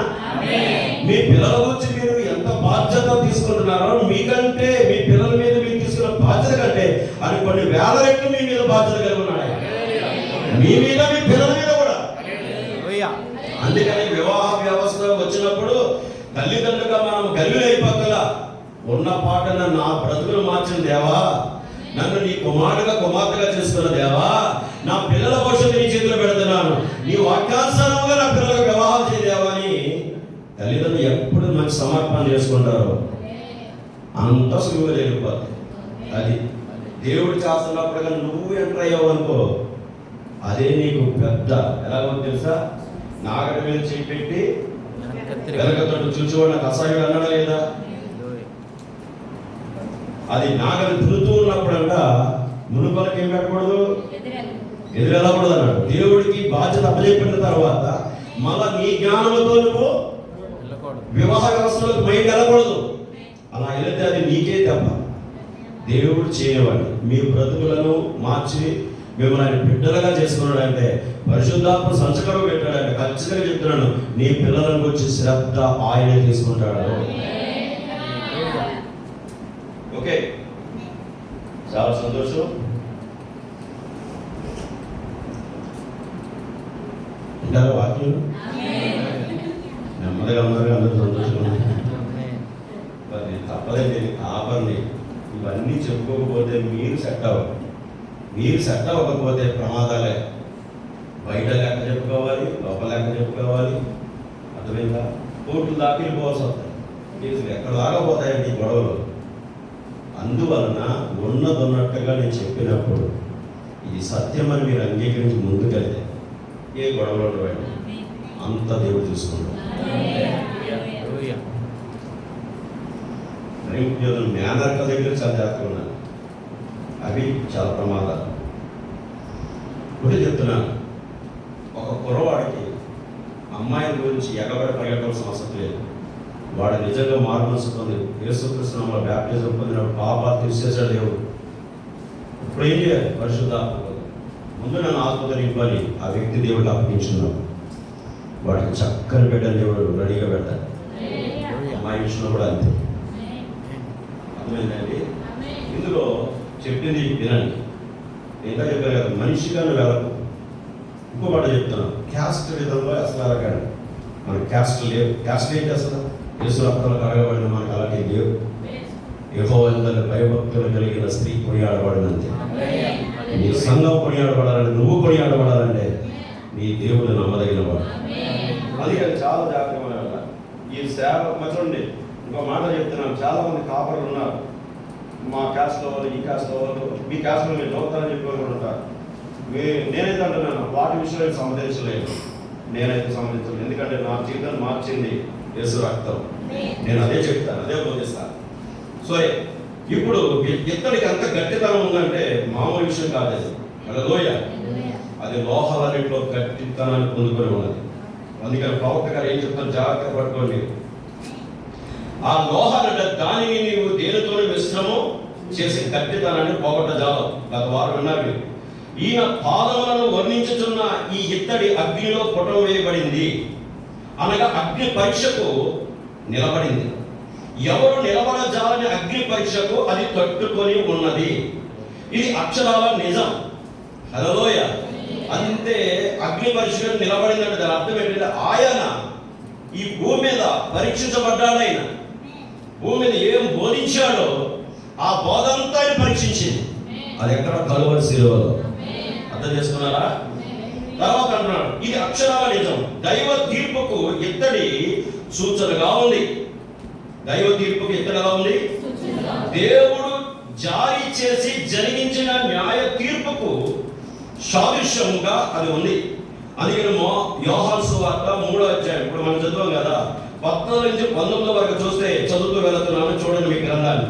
అరణ్యంలో మోసే సర్పము ఎలాగెత్తునో అలాగే విశ్వసించు ప్రతివాడు మీరే నశింపగా ఆయన ద్వారా నిత్యజీవం పొందినట్లు మనుష్య కుమారుడు ఎత్తబడవలెను. చూడండి, దేవుడు లోకమును ఎంతో ప్రేమించాడు, కాగా ఆయన తన అద్వితీయ కుమారునిగా పుట్టిన వాని యందు, ఎవరి యందు? అద్వితీయ కుమారుడు, ఒక్కడైన కుమారుడు, జనతైక కుమారుడు. ఆయనకు ముందు ఎవరు లేరు, ఆయనకి ఎవరు లేరు. ఒక్కడైన కుమారుడు, ఆయన ప్రభు అయిన యేసుక్రీస్తు. హల్లెలూయా. అద్వితీయ కుమారుని విశ్వాసం ఉంచువాడు నశింపక నిత్య జీవము నశింపక నిత్య జీవం పొందినట్లు ఆయనను అనుగ్రహించారు. ఆయనను అనుగ్రహించాను. హల్లెలూయా. మీకు ఇచ్చేసాడు ఆయన. సంతోషంగా ఉండండి. లోకము తన కుమారునిలో రక్షణ పొందుటకే గాని ఇను లోకము తన కుమారుని ద్వారా రక్షణ పొందుటకే గాని లోకములకు తీర్పు తీర్చుటకు దేవుడు ఆయన లోకములను పంపలేదు. ఆయన యందు విశ్వాసముంచు వానికి తీర్పు తీర్చబడదు. ఎంత అద్భుతమైన కృప మనకి. మనం ఆయన యందు విశ్వాసం ఉంచినట్లుగా విశ్వాసం అనే విత్తనాన్ని పెట్టి భూమి మీద పంపింది ఆయనే. అందుకని మన విశ్వాసం ఏమిటంటే మన పాపముల కొరకు ఆయన సిలువ వేయబడ్డాడు, మన వ్యాధుల కొరకు ఆయన గాయములు పొందాడు. ఆయన మృతి పొంది తిరిగి లేచినప్పుడు నిన్ను కూడా ఆయనతో పాటు లేపి పాపము చేయబట్టి స్వభావం గల రక్తంతో నిన్ను కడిగాడని నువ్వు ఎప్పుడైతే విశ్వాసం ఉంచుతావో అసలు తీర్పుకి నీ మీద అధికారమే లేదు. హల్లెలూయా. చూడండి, విశ్వసించిన వాడు దేవుని అద్వితీయ కుమారుని నామమందు విశ్వాసం ఉంచలేదు కనుక వారికి ఎంతగా మునిపే తీర్పు తీర్చబడెను. ఆ తీర్పు ఇదే, వెలుగు లోకంలోకి వచ్చిన కానీ తమ క్రియలు చెడ్డమైనందున మనుషులు వెలుగును ప్రేమింపక చీకటిని ప్రేమించి ఆ తీర్పు ఇదే అన్నాడు. ఆ తీర్పు ఇదే అంటే ఏమిటి? యేసుక్రీస్తు శరీరధారి భూమి మీదకి వచ్చిన గడియే అది లోకానికి తీర్పు అయి ఉన్నది. ఆయన వచ్చి వాక్యం బోధిస్తున్నప్పుడంట ఈ వాక్యం నాదే అని ఒక పాపి తన పాపాన్ని ఒప్పుకుని దేవుని దగ్గర పశ్చాత్తాపడినప్పుడు ఆ వ్యక్తిని ఆయన కనికరించి తన లోపల చేర్చుకుంటున్నాడు. ఆ వ్యక్తి ఏమవుతున్నాడు? ఆ రోజే ఆయన లోపలికి ప్రవేశిస్తున్నాడు. ఎందుకనగా పరలోకానికి ద్వారం ఆయనే, మార్గం ఆయనే, సత్యం ఆయనే, జీవం ఆయనే. అందుకనే ద్వారం నేనే అన్నాడు ఆయన. ఆయన వాక్యం విని ఎవరైతే చేర్చుకుంటున్నారో ఆ పరలోకానికి వెళ్ళడానికి ద్వారం వేసా కనుక ఆయన లోపలికి అతను ప్రవేశిస్తున్నాడు. నేను లోకానికి వెలుగును అన్నప్పుడు మన లోపలికి వెళ్ళినప్పుడు కూడా ఏమంటాడు? వెళ్ళమా మనము? గొర్రెలు పో ద్వారం నేనే అన్నాడు కదా. లోకములకు వెలుగు నేనే అన్నాడు. కుమారులారా, మరి మీరు ఆయన లోపలికి వచ్చారా? వెలుగై ఉన్నాం. మీరు కూడా వెలుగే. ఆయన అన్నాడు, నేను లోకానికి వెలుగై ఉన్నాను. మరి నన్ను వెంబడించేవాడు చీకట్లో నడవడు. ఈ లోక కార్యాలు చేయడు. ఆయన విరుద్ధమైన ఏ తప్పును చేయడు. చూసారా, నేను లోకానికి వెలుగై నన్ను వెంబడింపగోరు వాడు చీకట్లో నడవక నిత్య జీవపు వెలుగులో నడుచును.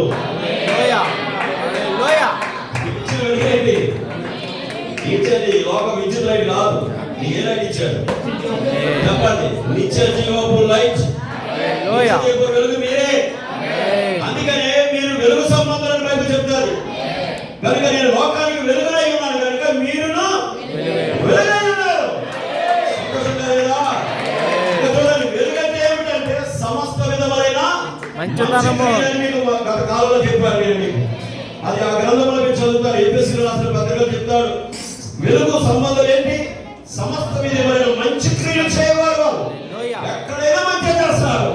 ఎవరికి కీడు తలపెట్టరు, ఎవరికి ఇబ్బందిగా ఉండరు, ఎవరిని బాధ పెట్టరు.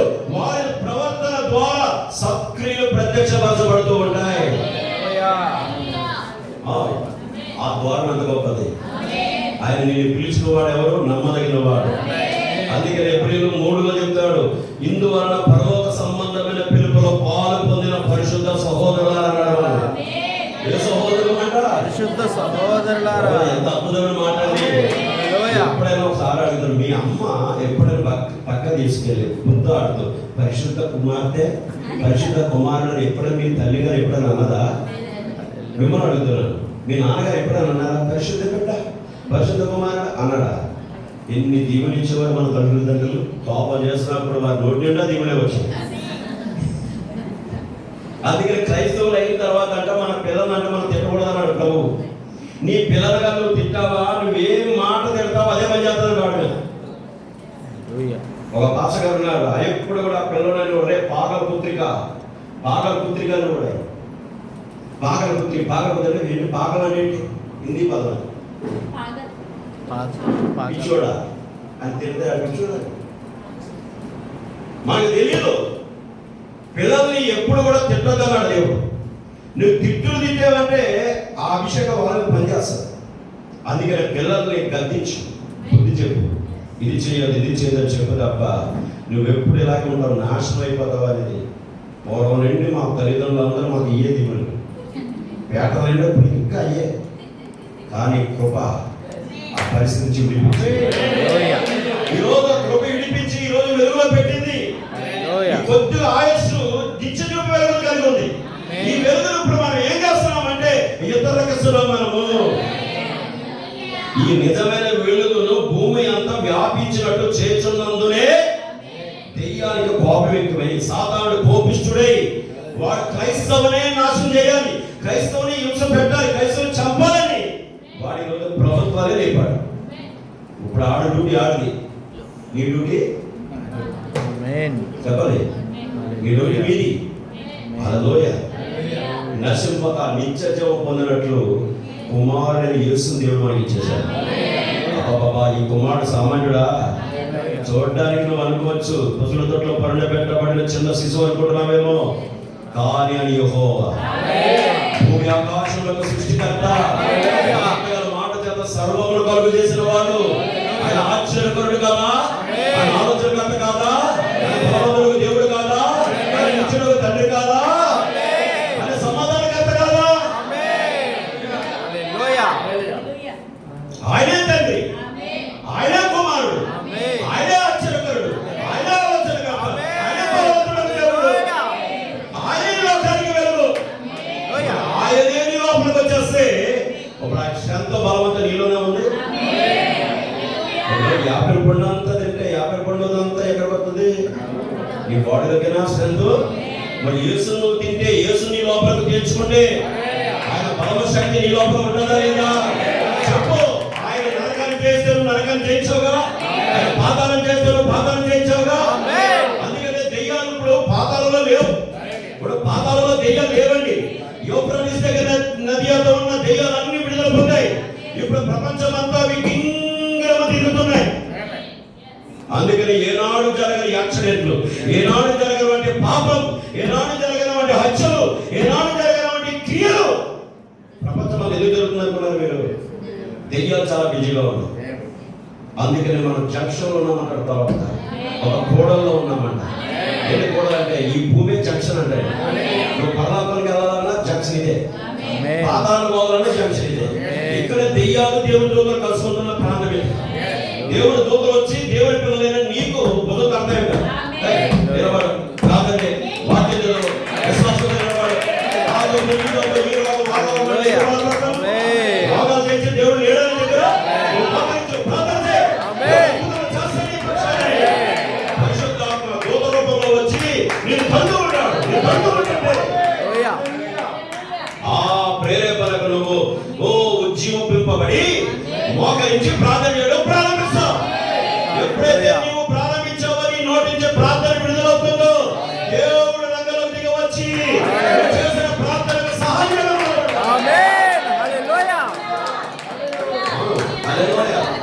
అందుకని దెయ్యాలు నిన్ను ప్రార్థన చేయకుండా ఆపడమే డ్యూటీ. అర్థమైందా? ఉపవాస ప్రార్థన రానికుండా చేయడం డ్యూటీ. బిజీ పనులు ఆశగా చెప్పారు. ఉపవాస ప్రార్థన కుటుంబ సమేతంగా ఉండమని చెప్పండి, తప్పని పాటిపోయారు చాలా మంది. ఇందులో 4-5 కుటుంబాలు ఎక్కడ చాలా మంది లేరు. ఈరోజు ఇక్కడికి వచ్చిన మీరు అందరూ మందిరంలో నిండి ఉండడం వల్ల సభ బాగుందా? ఇండిగా కనబడుతుందా? మరి బుధవారం ప్రార్థన ఏమవుతున్నారు మీరు? ఆ రోజు దేవుడు జ్ఞాపకం రాడా? సరే, ఉపవాస ప్రార్థనలు ఎందుకు రాదు మీరు అందరూ అంటే ఆడవాళ్ళకి కష్టంలాగా వచ్చి వెళ్ళిపోమన్నాడు దేవుడు. చెప్పండి, సంఘ క్రమాలలో పాలు బొమ్మలు పొందుకోమని చెప్పాడా లేదా దేవుడు? ఎన్ని మార్లు కావాలి? చెప్పాలి. నువ్వు వారంలో 3 మార్లు కావాలి. మీకు ఏమైనా పెద్ద అమెరికా నుండి రావాలా, బ్రిటన్ నుండి రావాలా, ఆస్ట్రేలియా నుంచి రావాలా? చెప్పండి. ఎవరన్నా గట్టిగా ఉండి ఎన్ని 10 కిలోమీటర్ 15 కిలోమీటర్ దూరంలోనే ఉన్నారు. పెద్ద దూరం ఏంటి మీకు? ఏ పనికైనా సరే 20 కిలోమీటర్లో వెళ్ళిపోతాం. అవునా? అసలు మరి దేవుడు అంటే ఏంటో మరి? అంటే మన దృష్టిలో ఆయన ఆదివారం గాడ్, బుధవారం శుక్రవారం మాత్రం మనకి మన పని ఎక్కువ. దేవుడికి తెలుసు నేను తీసుకురాగలను, మనం అలా కోరుకోకూడదు. ఖచ్చితంగా అన్ని అవయవాలు బాగున్నప్పుడే మన సంతోషంగా ప్రభు సన్నిధిలో ఉంటాం. కొట్టి మార్చుకోవడం పెద్ద కష్టం కాదండి. ఎంతటి నువ్వు ఎంతలో కలపడం అంతలో మాయమైపోయి ఒక తూలి మనం అందరం ఏమైపోతా కూడా దాని కోపం వేస్తే ఏముండదు, ప్రపంచమే ఉండదు. కానీ కరుణ కృప ఎంత గొప్పదంటే ఎప్పటికైనా కుమారుడు నా వైపు తిరుగుతాడు. ఆ దెయ్యం కూడా అంటారు, ఈ రోజు చూసావా ఉపవాస ప్రార్థన ఎక్కడ తిరుగుతాడో చూసావు వీడు చెప్తే తెలిసే చెప్తుంది. అది ఎప్పుడు దివరాత్రులు మన మీద నెపాలు మోపడమే దాని డ్యూటీ అంటారు. అలా అంటారు. చూసావు ఈరోజు ప్రార్థన అక్కడ జరుగుతుంటే మొన్న పాస్ గారు ఎలా చేశారు, అందరూ ఉండాలని. వీడు చూసావు ఎక్కడ తిరుగుతున్నాడో అని చెప్తే దేవుడు ఆయనకి ఏం చేస్తాడు, ఎప్పటికైనా పెట్టేస్తాడు. ఆయనకి అవకాశం ఎవడైనా కానీ నీ గురించే సాక్షి పెడతాడు. ఎప్పుడైనా మళ్ళీ ఎప్పటికైనా దేవుడితో మాట్లాడతాడు. దేవుడు ఎంత కరుణామయుడండి. తన కుటుంబం పట్ల సాక్ష్యం కలిగి ఉన్నాడు ఆయన. అందుకని మీరు ఆయన సిగ్గుపరచకూడదు దెయ్యం దగ్గర. అందుకని ఉపవాస ప్రార్థనలో మీరు చదువు మందిరంలో ఉండాలి. మీరేంటైతే దెయ్యం అన్నది చూసాం ఎక్కడ తిరుగుతున్నాడు. ఇదిగో ఇప్పుడు టైం అయిపోయినా సరే వెళ్ళిపోతున్న వాడు కల్పించుకున్న మాట ఎక్కువ మాట్లాడుతున్నాడు. ఇది ఒక డ్యూటీ ఈరోజు చాలా మంది వెళ్ళిపోతున్న వాడు సోదరా అక్కడ ఆగి ఆయనతో మాట్లాడటం స్టార్ట్ చేస్తారు. టైం అవుతుంది అని లోపల కలపడుతూ ఉంటారు. ప్రార్థన టైం తెలుసా నీకు? అదేంటి ఇదేంటి అక్కడ అదలా ఇవన్నీ ఎందుకు నీకు? అసలు ఏం జరగాలో ప్రార్థనకు వస్తే ఇక్కడ అన్ని చెప్తాడు ఆయన. ఇవన్నీ కల్పించుకొని సాతాను ఏం చేస్తాడు, మీ టయాన్ని ఆడు దొంగిలించడం ప్రారంభిస్తాడు. అందుకని సమయాన్ని ఏం చేయాలి, మనము సద్వినియోగం చేసుకోమని బైబిల్ మాట్లాడతారు. నువ్వు ఈ రోజు చేయవలసిన పని ఈ రోజు చేయలేదనుకో రేపు చేయలేవు, రేపు అది నిలవగానే పడి ఉండదు. అందుకని ఏ రోజు పని ఆ రోజు చేయనట్లుగా మనకి దేవుడు కృపనిచ్చాడు. అందుకని మనము సాధారణ మన మీద నెపం మోపేలాగా అవకాశాలు ఇవ్వకండి. ఖచ్చితంగా చెప్తున్నాను, మీ త్యాగం అనేది, మీ ప్రయాస అనేది చెప్తున్నా, మీ మందిరాల్లో మీరు ఖర్చు పెట్టండి. ఫస్ట్ మీరు సేవలో పరిచయంలో మీరు ఖర్చు పెడితే, దేవుని మందిరాల్లో మీరు ఖర్చు పెడితే అప్పుడు బయట కూడా ఎలా చేయాలి మీకు అర్థమవుతుంది. మందిరాల్లోనే కరెక్ట్ గా లేకపోతే బయట మీరు కరెక్ట్ గా ఉండలేరు. అర్థమైందా? హల్లెలూయా. దేవుడికి మహిమ కలుగును గాక. ఇప్పుడు చెప్పండి, ఆ స్ట్రెంత్ ఉందా మన దగ్గర? మన ప్రభువు లోకాన్ని జయించాడు, మన ప్రభువు పాతాలను జయించాడు, మన ప్రభువు నరకాన్ని జయించాడు, మన ప్రభు సమాజం ప్రజలు బయటకు వచ్చాడు, మన ప్రభు సజీవుడుగా ఉన్నాడు.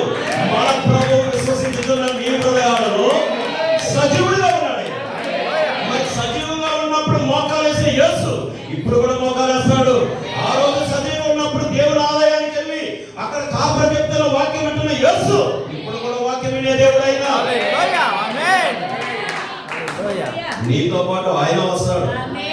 నేను చెప్తున్న వాక్యం వింటాడు ఆయన, నీలో ఉండే వింటాడు, నీకు సంతోషాన్ని పుట్టేస్తాడు ఆయన. బోధకుడు ఆయన, వినేవాడు ఆయన. కనుక వాక్యం ఏం చెప్తున్నప్పుడు నువ్వు వినవలసిన బాధ్యత నీకు ఉంది. చూడండి, అంత మహా గొప్ప దేవుడు, నిత్యమైన దేవుడు మీతో ఉన్నందుకు మీరు ఎంత సంతోషంగా ఉండాలి తెలుసా? అందుకని చూడండి, హల్లెలూయా. విశ్వసించిన వాడు దేవుని అద్వితీయ కుమారుని నామమున విశ్వాసం ఉంచలేదు కనుక వారికి ఎంతకు మునిపే తీర్పు తీర్చబడెను. అంటే ఇప్పుడు యేసుక్రీస్తుని వాడు ఎందుకు విశ్వసించట్లేదంటే వాడు ఆల్రెడీ ప్రపంచం అనేది సృష్టించబడక మనకి వాడికి తీర్పు తీర్చబడేది. ఏంటంటే ఇక వాడు దేవుని బిడ్డ కాదు. ఒకవేళ నువ్వు విశ్వసిస్తున్నట్లయితే, నువ్వు మారి క్రీస్తులో జీవించాలని నీ అంతరంగంలో ప్రేరేపణ నీకు వస్తున్నట్లయితే నువ్వు దేవుడి కుమారుడు, దేవుడి కుమార్తె. పరిశుద్ధాత్మ నీ అంతరంగంలోకి వచ్చి చెప్తాది, బిడ్డ త్వరగా మార్చుకోదు, కుమార్తె త్వరగా మార్చుకోదు, సమయం లేదుక నువ్వు త్వరగా మార్చుకో, పరిస్థితులన్నీ నేను చక్కబెడతాను, పరిస్థితులన్నింటినీ నేను విడిపిస్తాను, నేను భూమికి పునాదులు వేయమని ప్రేమ చేత నేను ఏర్పరచుకున్నాను కనుక నువ్వేం కంగారు పడకు, త్వరగా నీ జీవితాన్ని త్వరగా నీ జీవితాన్ని నాకు ఇయ్యి. నీ లోపలికి వచ్చి నీ పరిస్థితులను చక్కబెడతాను, నీ అంతటా నీ జీవితం చక్కబెట్టుకోలేవని పరిశుద్ధాత్మ ఏం చేస్తా తెలుసా? ఎవ్రీ టైం నీకు ప్రోత్సాహం కలుగు చేస్తూ ఉండాలి, ప్రేరేపరిస్తూ ఉండాలి. వాక్యం వింటున్నాడా? వాక్యం వింటున్నావా? మీ దగ్గర ఆమె నల్లని స్పందన రావట్లేదే?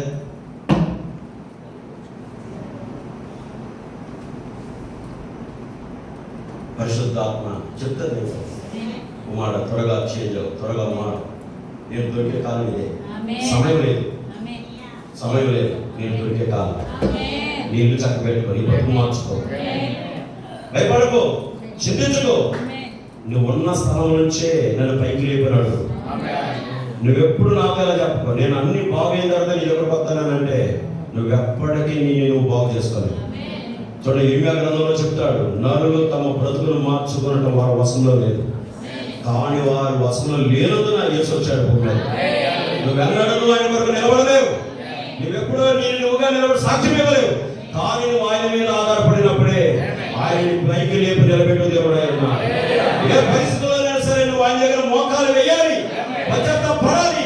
నన్ను విశ్వసించి లేకపోతేవా నాకు అన్నం ముఖ్యం కాదు, ఆహారం ముఖ్యం కాదు, నా పరిస్థితులు ముఖ్యం కాదు. ముందు నాకు ఈ రాత్రి నా ప్రాణం పోతే ఎక్కడ పోతాను, నాకు విడుదల కావాలి. ఇది దేవుని కుమారుల యొక్క రెవల్యూషన్, ప్రార్థన ప్రత్యక్షత. యేసు వచ్చి వాక్యం బోధిస్తుంటే శాస్త్రి పరిచయ సదువులు ఏమన్నా తెలుసా, నువ్వు మా మెషవు కాదు, నువ్వు మా యొక్క బోధకుడు కాదు. ఆయన ఏం చేశారంటే ఆయన తెచ్చిన వెలుగైన వాక్యాన్ని తోసేశారు. అందుకని ఏమన్నా తెలుసా, ఆ తీర్పు ఇదే. వెలుగు ఎక్కడికి వచ్చింది? లోకంలోకి వచ్చింది. ఆయన వెలుగు, ఆయన వాక్యమే వెలుగు. ఆయన వచ్చి బోధిస్తున్నప్పుడు ఎవరైతే స్వీకరించబడిగా తోసేశారో వాళ్ళకి తీర్పు జరిగిపోతుంది అన్నమాట. ఇందాక చెప్పారు మీకు, ప్రకటన గ్రంథం అంటే కదా ఆయన ఆలోచన అయి ఉన్నది. జగత్తు పునాది వేయబడకమనిపే ఆ గొర్రెపిల్ల అక్కడే వదిలించబడింది. ఎవరైన పిల్లలు ఆ గొర్రెపిల్ల జబులను రాసేశాడు. ఎవరైన పిల్లలు కాదా గ్రంథంలో లేరు. హల్లెలూయా. కనుక ఎవరైన పిల్లలు అయి ఉన్నారో వారి పేరు గ్రంథంలో రాసుకున్నాడు. కనుక వారిని పిలవడానికి లోకానికి వచ్చాడు. అందుకన్నాడు, నేను పాపులను పిలవచ్చింది కానీ నీతిమంతులను పిలవలేదు. కనుక మేము నీతిమంతులమై పాపులు కాదనుకుంటే యేసు నీకు కాడు. ఎవడైతే పాపియో వాడే యేసు యొద్దకు వస్తాడు. ఓ అద్భుతం కాదండి? సరే, ఇక్కడ ఏమన్నా చూడండి, దేవుని అద్వితీయ కుమారుని నామమున విశ్వాసం ఉంచలేదు కనుక వానికి ఇంతకమునిపే, అంటే జగత్తు పునాది వేయబడకమునిపే తీర్పు తీర్చబడిపోయింది. ఇక వాడు యేసులోకి రాడని చెప్పేస్తున్నాడు ఆయన. కానీ నువ్వెందుకు ఆ వ్యక్తి ఎందుకు రావట్లేదంటే ఆ కాలంలో పంపిన వాక్యాన్ని అతను స్వీకరించలేకపోతున్నాడు. కానీ స్వీకరించే విత్తనం అతని లోపల లేనందున దాన్ని స్వీకరించలేకపోతున్నాడు. కానీ విత్తనం ఉన్నప్పుడు పరిశుద్ధాత్మ ఆ స్వరం నీతో మాట్లాడుతున్నాడు. అవును ప్రభు, నేను పాపిని ప్రభు, ఈ పాపం నుంచి నన్ను విడిపించు ఆయనని నీ హృదయపూర్వకంగా నువ్వు ప్రార్థన చేస్తే వెంటనే కృపా హస్తం వచ్చి పట్టుకుంటుంది. ఆ పరిస్థితి పైకి లేపుతుంది. ఎందుకు రాలని చెప్తున్నాడు చూడండి. అలా ఎందుకు రాలంట? ఆ తీర్పు వెలుగు లోకంలోకి వచ్చింది కానీ తమ క్రియలు చెడ్డమైనందున మనుషులు ఏంటి వెలుగును ప్రేమింపక చీకటిని ప్రేమిస్తున్నారు. వాళ్ళ చెడ్డ క్రియల్లో ఉన్నందున వెలుగును ప్రేమించలేకపోతున్నారు, చీకటి క్రియలనే ప్రేమిస్తున్నారు. అది ఎంతో భయంకరమైనది. ఆయన అందుకే అంటాడు, ప్రభు నా శత్రువు కూడా ఆ చీకటిలో కలపడదు, ఆ భయంకరమైన పాపం లోపలికి వెళ్తాడు. ఆ చీకటిలోకి పోకూడదని కోరుకుంటున్నానని దేవుడు ఏడ్చాడు. ఎందుకంటే అందరూ ఆయన పెట్టారు కదా, కానీ విశ్వసించడానికి నీకు ఒక విత్తనం పెట్టాడు.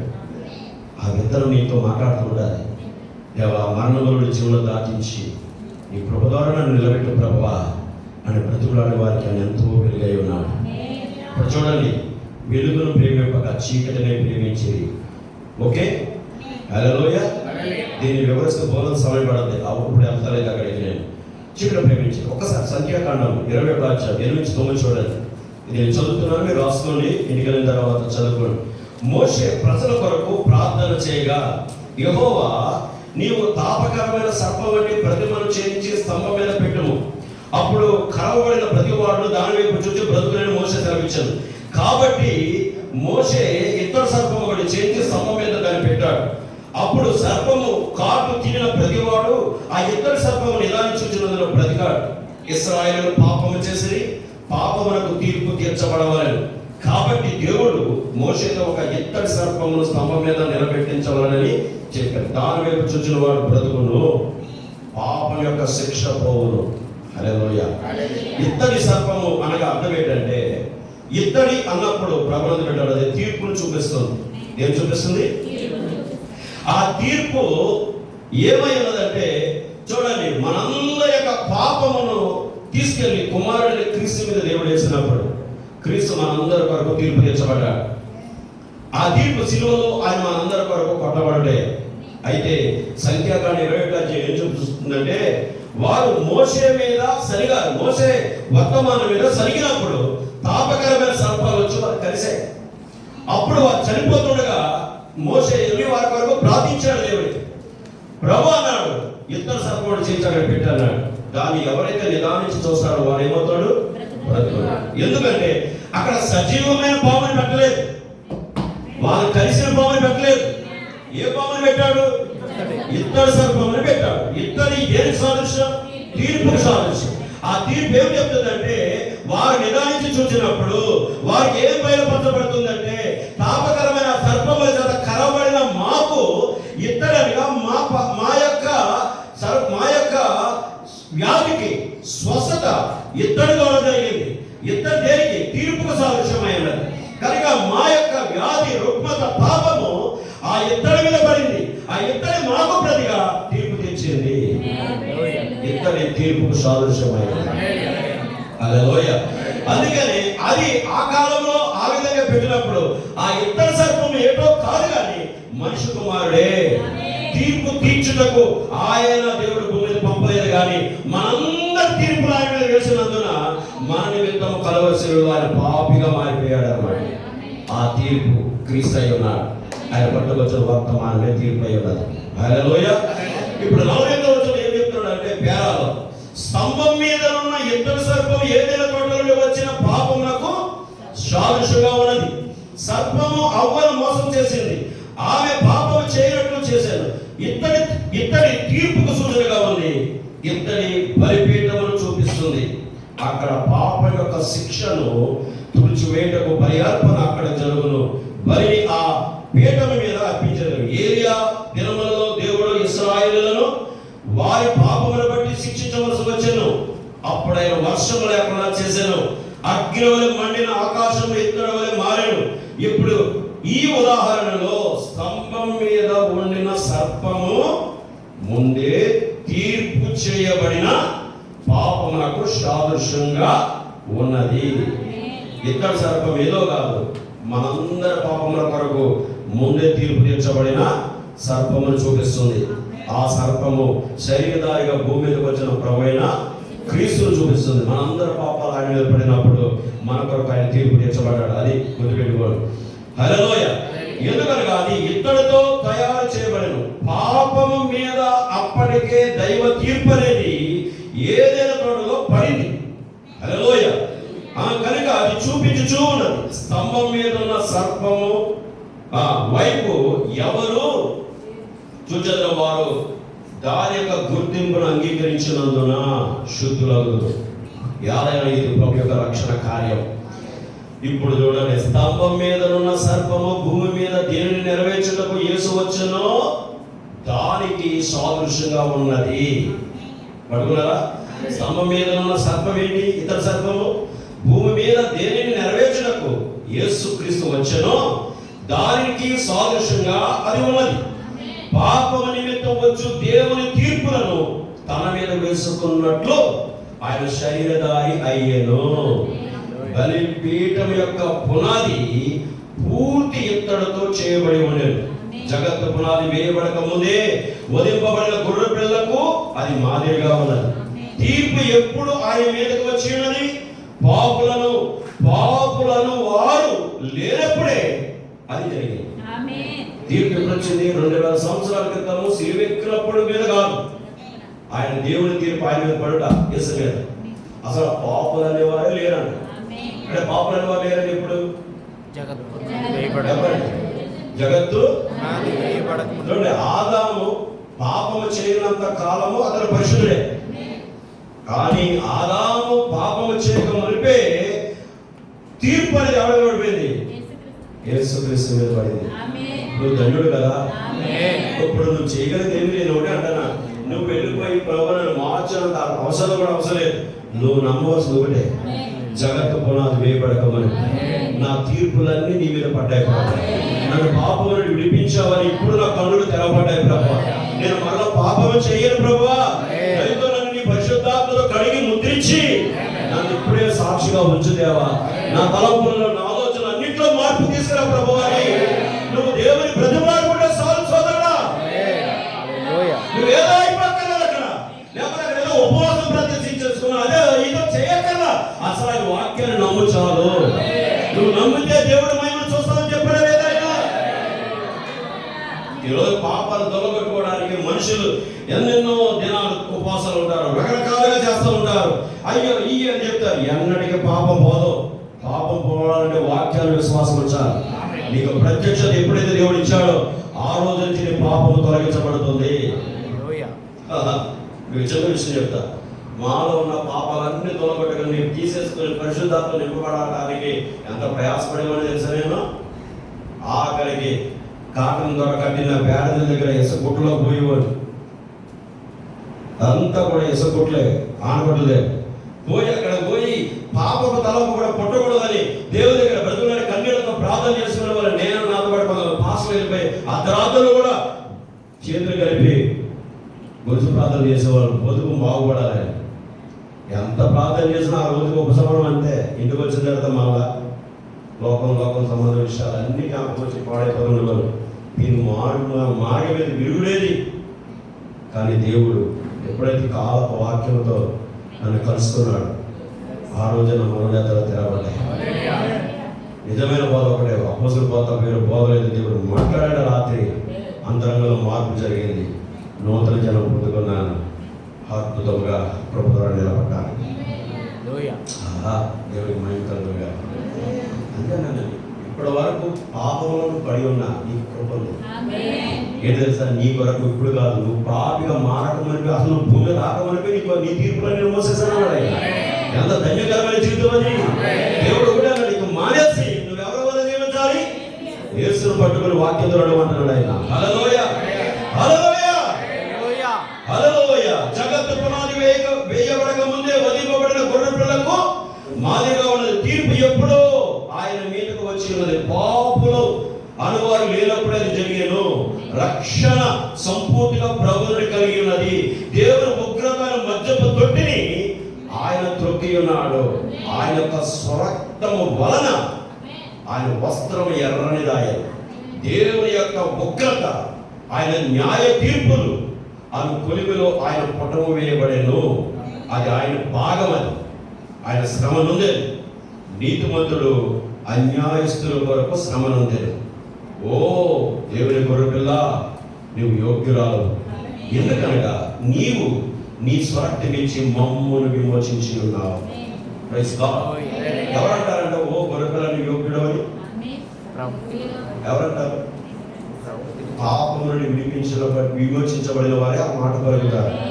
ఏమని పలుకుతారు? ఓ దేవుని గొర్రెపిల్ల నీవు యోగ్యురాలు. హల్లెలూయా. ఎందుకనగా నీవు నీ సొంత రక్తం ఇచ్చి మమ్మను విమోచించి ఉన్నారు. ఇక్కడ మీరే ఆయనగా పేరు పెట్టవలసిన వారు, మీరే ఆయన గురించి అలా మాట్లాడి ప్రార్థన చేయవలసిన వారు. ఓ దేవుని గొర్రెపిల్లని నువ్వే పలకలు. అబ్బాయి ఎవరైనా నీ పెండు భర్త అయి ఉన్నాడైనా, నువ్వు పెండు కుమార్తె అయి ఉన్నావైనా, నిన్ను మరణముల జీవులో దాటించిన దేవుడైనా. అందుకే ప్రకటన గ్రంథంలో ఆ యొక్క జీవుల స్తుతుల కంటే అక్కడ వధువు స్తుతులు ఎక్కువగా ఉంటాయి.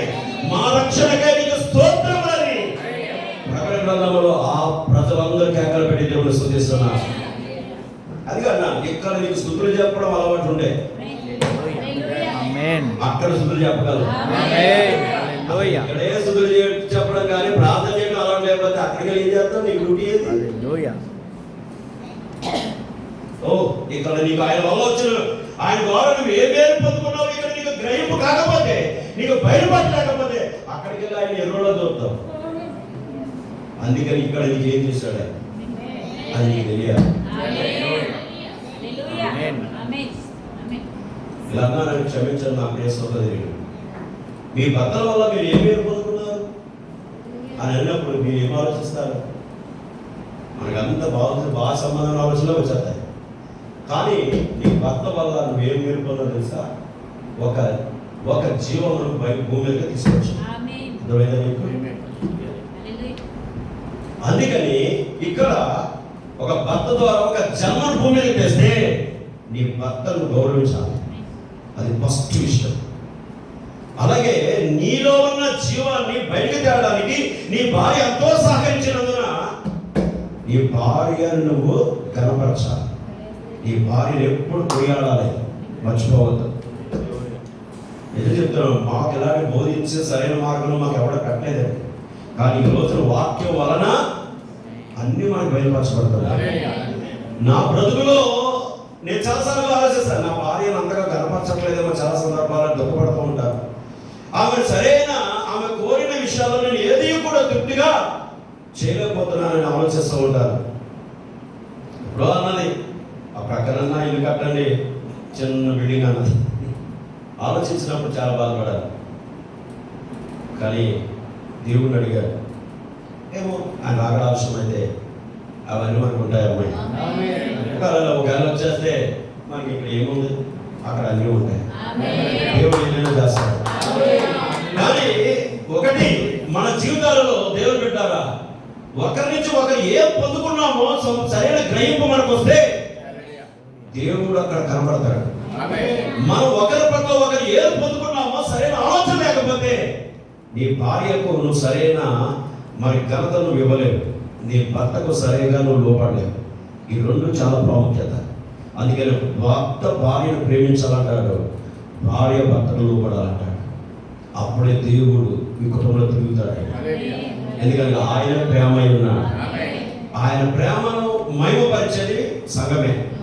అలాగే భర్తను భార్య గౌరవించాలి, భర్త భార్యను ప్రేమించాలి. ప్రేమించడం అంటే అన్ని విషయాలను ప్రేమించాలి. భార్య అన్నిసార్లు మంచిగా ఉండదా? అక్కడ బాబు మా భార్య గురించి మీరు అడగడం, నేను మీకు గురించి అడగట్లే, మీరు అందరు నా పిల్లలుగానే చెప్తున్నా. అన్ని సందర్భాల్లో భార్య మనకి ఇష్టంగా ఉండదు. కానీ అన్ని సందర్భాలలో భార్య మనకి ఇష్టం లేకపోయినా ప్రేమ ఏం చేస్తుంది? అన్నిటిని కప్పుతుంది. ప్రేమతో పరిస్థితులను మార్చేసే కృపణకి ఇచ్చేసాడు జన్స్ని. దేవుడికి మహిమ కలుగును గాక. అందుకని మనము ప్రేమగా భార్యను సరైన స్థానంలో పెట్టుకుని కృపణకి ఇచ్చాడు. ఆ ప్రేమలోనే ఆమె ముగ్ధురాలవుతుంది. ఆ తర్వాత ఆమె నేను కనపరచడం ప్రారంభిస్తాను. హల్లెలూయా. ఓకే, నేను ముగించేస్తాను బిడ్డ, అయిపోయింది. అందుకనే మనం ఎవరిని కనపరచాలంటే దేవుని కనపరచాలి. అందుకని ఓ దేవుని గొర్రెపిల్ల, నువ్వు యోగ్యురాలు, యోగ్యుడవు అని మనం అన్నాం. ఎందుకంటే మన పాపం నుండి విడిపించుట అనేది 2000 సంవత్సరాల క్రితం జరిగింది కాదు. జగత్తు అది అక్కడే నేను విడిపించేశాడు. నీ కన్ను అంత దూరాన్ని చూడాలన్నమాట. అంటే ఎక్కడ చూడాలి? నీకు సూర్యుడి కంటే, చంద్రుడి కంటే, నక్షత్రముల కంటే, ఆఖరి నక్షత్రము కంటే దాన్ని దాటి అవతలకు చూడాలి. అక్కడికి వేయబడాలి నీ విశ్వాసం లాగా. అక్కడికి చూసే కన్ను దేవుడికి ఇచ్చాడు. ఏ విశ్వాసం ఎంత వేగం వెళ్ళిపోతుందండి! అంత అక్షర దాటి మన తండ్రి యొక్క హృదయంలోకి వెళ్ళిపోతుంది మన విశ్వాసం. హల్లెలూయా, హల్లెలూయా. దేవుని గొర్రెపిల్ల, నువ్వు యోగ్యురాలు. ఎందుకనగా నీవు నీ స్వాస్థ్యం ఇచ్చి మమ్మల్ని విమోచించి ఉన్నావు. ఆయన మన అతిక్రమముల నిమిత్తం గాయపరచబడెను, ఆయన మన దోషముల నిమిత్తం నలగొట్టబడెను, మన సమాధానార్థమైన శిక్ష ఆయన మీద పడేను. ఆయన పొందిన దెబ్బల వలన మనం స్వస్థత పొంది ఉన్నాం. మనందరి యొక్క దోషమును ప్రభు ఆయన మీద మోపెను. నీ దోషం అంతా ఎవరు వేశాడు? యేసు మీద వేశాడు. మనందరి దోషం ఆయన మీద మోపెను. హల్లెలూయా, ఆమేన్. ఆయన పొందిన దెబ్బల వలన మనం స్వస్థత పొంది ఉన్నాం. మనందరి దోషము ప్రభు మీద ఆయన మోపెను. ఏ మానవుడు ఎన్నడూ శ్రమపడే రీతిలో ఆయన శ్రమపడేను. ఏ మానవుడు కూడా శ్రమపడే రీతిలో ఆయన శ్రమపడేను. హల్లెలూయా. శిలువ ఎక్కుటకు ముందే ఆయన రక్తము చెమటగా కార్చెను. గెత్సేమనెలో గమనించండి, సిలువెక్కడికి ముందే ఆయన ప్రార్థన చేసినప్పుడు రక్తము నీరు వేరైపోయింది. ఆ చెమట రక్తముగా భూమి మీద పడింది. పెట్టారా, ముందున్న మహావేదనను ఆయన చూచాను. ఆయన నాళములలో నుండి అంట రక్తము వేరైపోయిందంటే ఆయన శరీరము నుండి రక్తము చెమటగా కారినట్టు భూమి మీదకి. లూకాసు వార్త 22:44 ఉండాలి.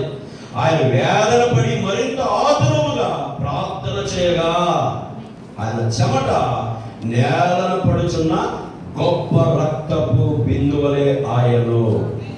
ఎంత కృప మన పట్ల! ఆమేన్, హల్లెలూయా. ఇంత త్యాగం చేసిన దేవుడు, నేను అదే అంటున్నాను, ఇంత త్యాగం చేసి ఆయనలో ఉన్న రక్తాన్ని నీరుగా మార్చిన ఆ గొప్ప దేవుడు నీ విమోచనకే ఇంత త్యాగం చేసిన దేవుడు తుచ్చులమైన చెడ్డ కోరికల నుంచి నేను విడిపించలేడా? తుచ్చులమైన ఆశ నుంచి నేను వేరు చేయలేడా? నీ కుమారుడికి మారుమనసు ఇవ్వలేదా? నీ కుమార్తెకు మారుమనసు ఇవ్వలేదా? అదే అంటున్నాను, విశ్వాసంతో ఉండండి. నిన్ను విడిపించడానికి ఎంతో త్యాగం చేసిన దేవుడే నీ పిల్లలలో ఒక్కరిని కూడా పాలించుకోడాయన. నీ పిల్లలలో ఒక్కరిని కూడా పాలించుకోడాయన. ఎందుకనగా ఈ యొక్క పరిశుద్ధాత్మ నీకును నీ పిల్లలుగా చెప్పాడు ఆయన. ఆయన ఇచ్చే నిత్య జీవం నీకే కాదు, నీ పిల్లలకు కూడా ఇచ్చాడు. ఇప్పుడు నీ పిల్లల మారినంత మాత్రాన వాళ్ళకి తీర్పు తీర్చద్దు. వారి మంచి మార్గంలో తెచ్చుకోవడానికి నువ్వు కలిగిన వాక్యమే వారితో మాట్లాడుతూ ఉండదు కదా. వాక్యమే మాట్లాడుతూ ఉండండి. విశ్వాసంతో నిలబడండి. ఖచ్చితంగా మీ పిల్లలను మీ దగ్గర పెట్టే దేవుడు అయినాడు. కానీ ఒక దినమున ఆ ఇత్తడి పాదములు ఈ భూమి మీద నిలబడతాయంట. సర్వభూమిగా అవి తీర్పు తీరుస్తాయంటండి. సమానత్వముతోను పరిపూర్ణతతోను ఆయన మానవాళికి తీర్పు తీర్చుటకు ఆయన పాదములు సిద్ధంగా ఉన్నాయి. ఆ తీర్పును తప్పించుకునే మార్గం లేదు. ఆ న్యాయమునకు మనము తిరుగుట లేదు, దానిని మినహాయించుకునే మార్గం లేదు. అన్యాయస్తుడు ఇంకా అన్యాయస్తుడుగానే ఉండును, అపవిత్రుడు ఇంకా అపవిత్రుడుగానే ఉండును. మారని వాడు అప్పుడును మారడు, మారని దేవుడు ఎన్నడూ మారడు. ఆయన మార్పు లేనివాడు. ఆయన ఇత్తడి పాదములు శత్రువును చిరగదొక్కును. క్రీస్తు విరోధిని అవి నాశనము చేయును. మృగము మరియు ప్రతిమ ఆయన దృష్టిలో హేయులుగా నిలిచియుందురు. ఆయన నామమును తీసుకుని దాని యొక్క తేజస్సును చెరుపు చేయించు ఉన్న ఈ సంఘ క్రమములను ఆయన నాశనం చేయను. క్రీస్తు విరోధితో కూడా ఆయన వారిని చెదగగొట్టును. దుర్మార్గులు, నాస్తికులు, ఆధునికులు, ఉదారవాదులు మొదలగు వారందరూ అక్కడ ఉండును. మరణము, నరకము, సమాధి అతడు ఉండును. వారందులో పడదొరయబడుదురు. ఆయన వచ్చినప్పుడు గ్రంథములు తెరవబడును. నులివెచ్చని సంఘము మరియు 5 బుద్ధి లేని కన్యకులు కూడా అక్కడ ఉండురు. ఆయన మేకల నుండి గొర్రెలను వేరు చేయను. ఆయన వచ్చినప్పుడు రాజ్యమును ఆయన తీసుకును. ఎందుకనగా అది ఆయనకు చెంది ఉన్నది. వేల కొలదిగా ఉన్న ఆయన పెండు కుమార్తె ఆయనకు పరిచయం చేయుటకు ఆయనకు కూడా వచ్చును. మహిమ ఇప్పుడే మారు మనసు పొందవలను, లేనిచో మరెన్నడూ పొందలేవు. ఆలస్యం కాకముందే మారు మనసు పొందవు. మృతులలో నుండి లేచి దేవుని వెతుకుము. ఆయన ఆత్మతో నింపబడము. లేని ఎడలను నిత్య జీవమును పోగొట్టుకుందువు. సమయం ఉన్నప్పుడే దాన్ని చేయము. అద్భుతమైన కృప. హల్లెలూయా, హల్లెలూయా. ఇప్పుడు చూడండి, ఇప్పుడు మనం బాధ పెడుతున్న దెయ్యం ఇప్పుడు అది మనకు కనబడుతుందా? చెప్పాలి. అది ఎలా కనబడుతుందంటే క్రియలో కనబడుతుంది, మోసంలో కనబడుతుంది, అపవిత్రతలో కనబడుతుంది, చెడ్డ కార్యాలు కనబడుతుంది, చోదనలో కనబడుతుంది, హేయమైన క్రియలో కనబడుతుంది. కానీ దాని రూపాలను చూడలేవు, కానీ దాని క్రియలు మాత్రం చూడతారు. మరణంలోకి తీసుకెళ్తున్న దెయ్యాలను చూడగలవా? కానీ మరణించడం చూస్తున్నా తప్ప మరణంలోకి తీసుకెళ్తున్న దెయ్యాలను చూడట్లేదు. ఇంకా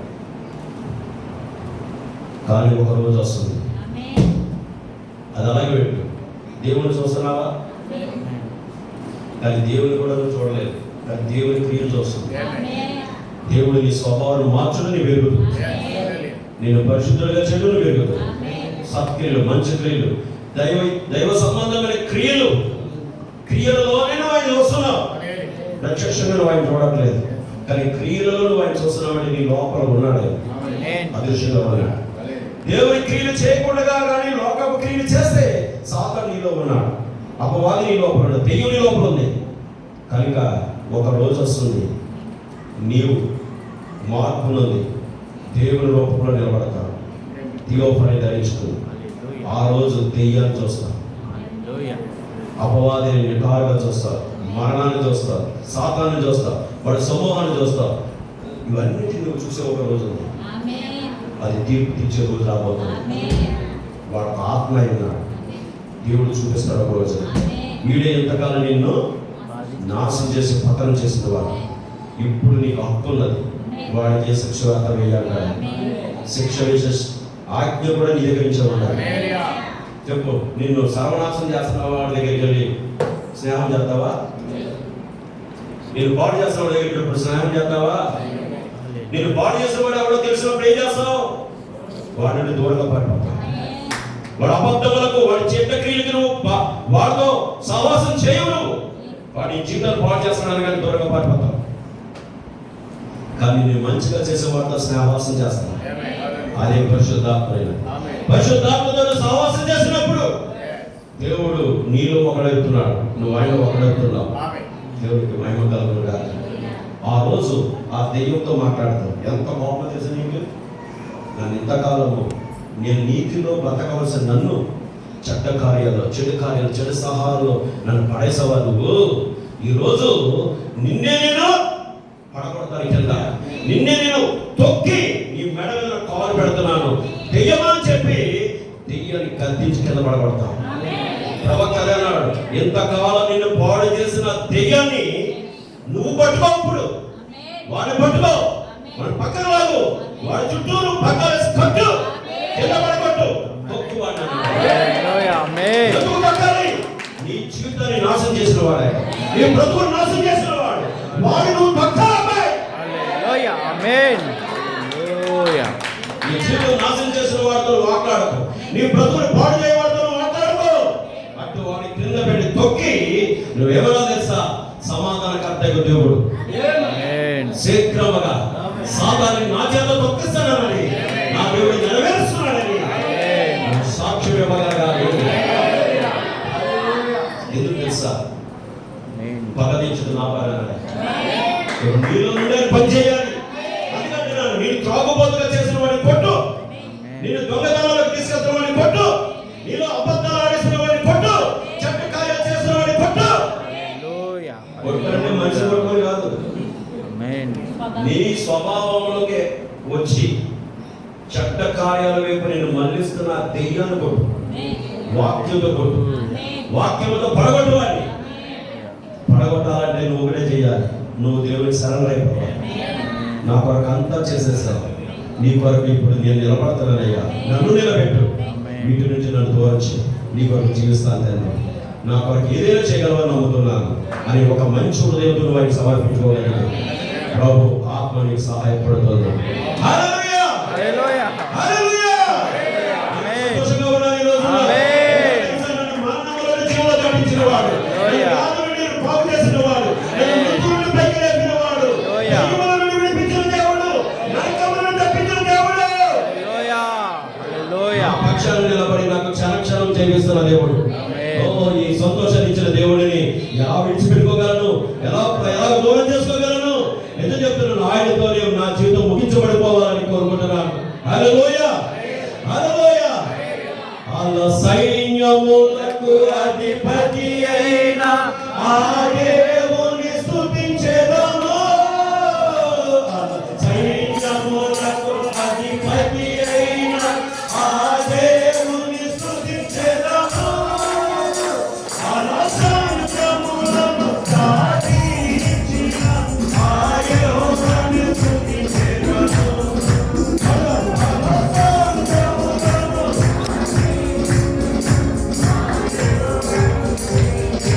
Oh,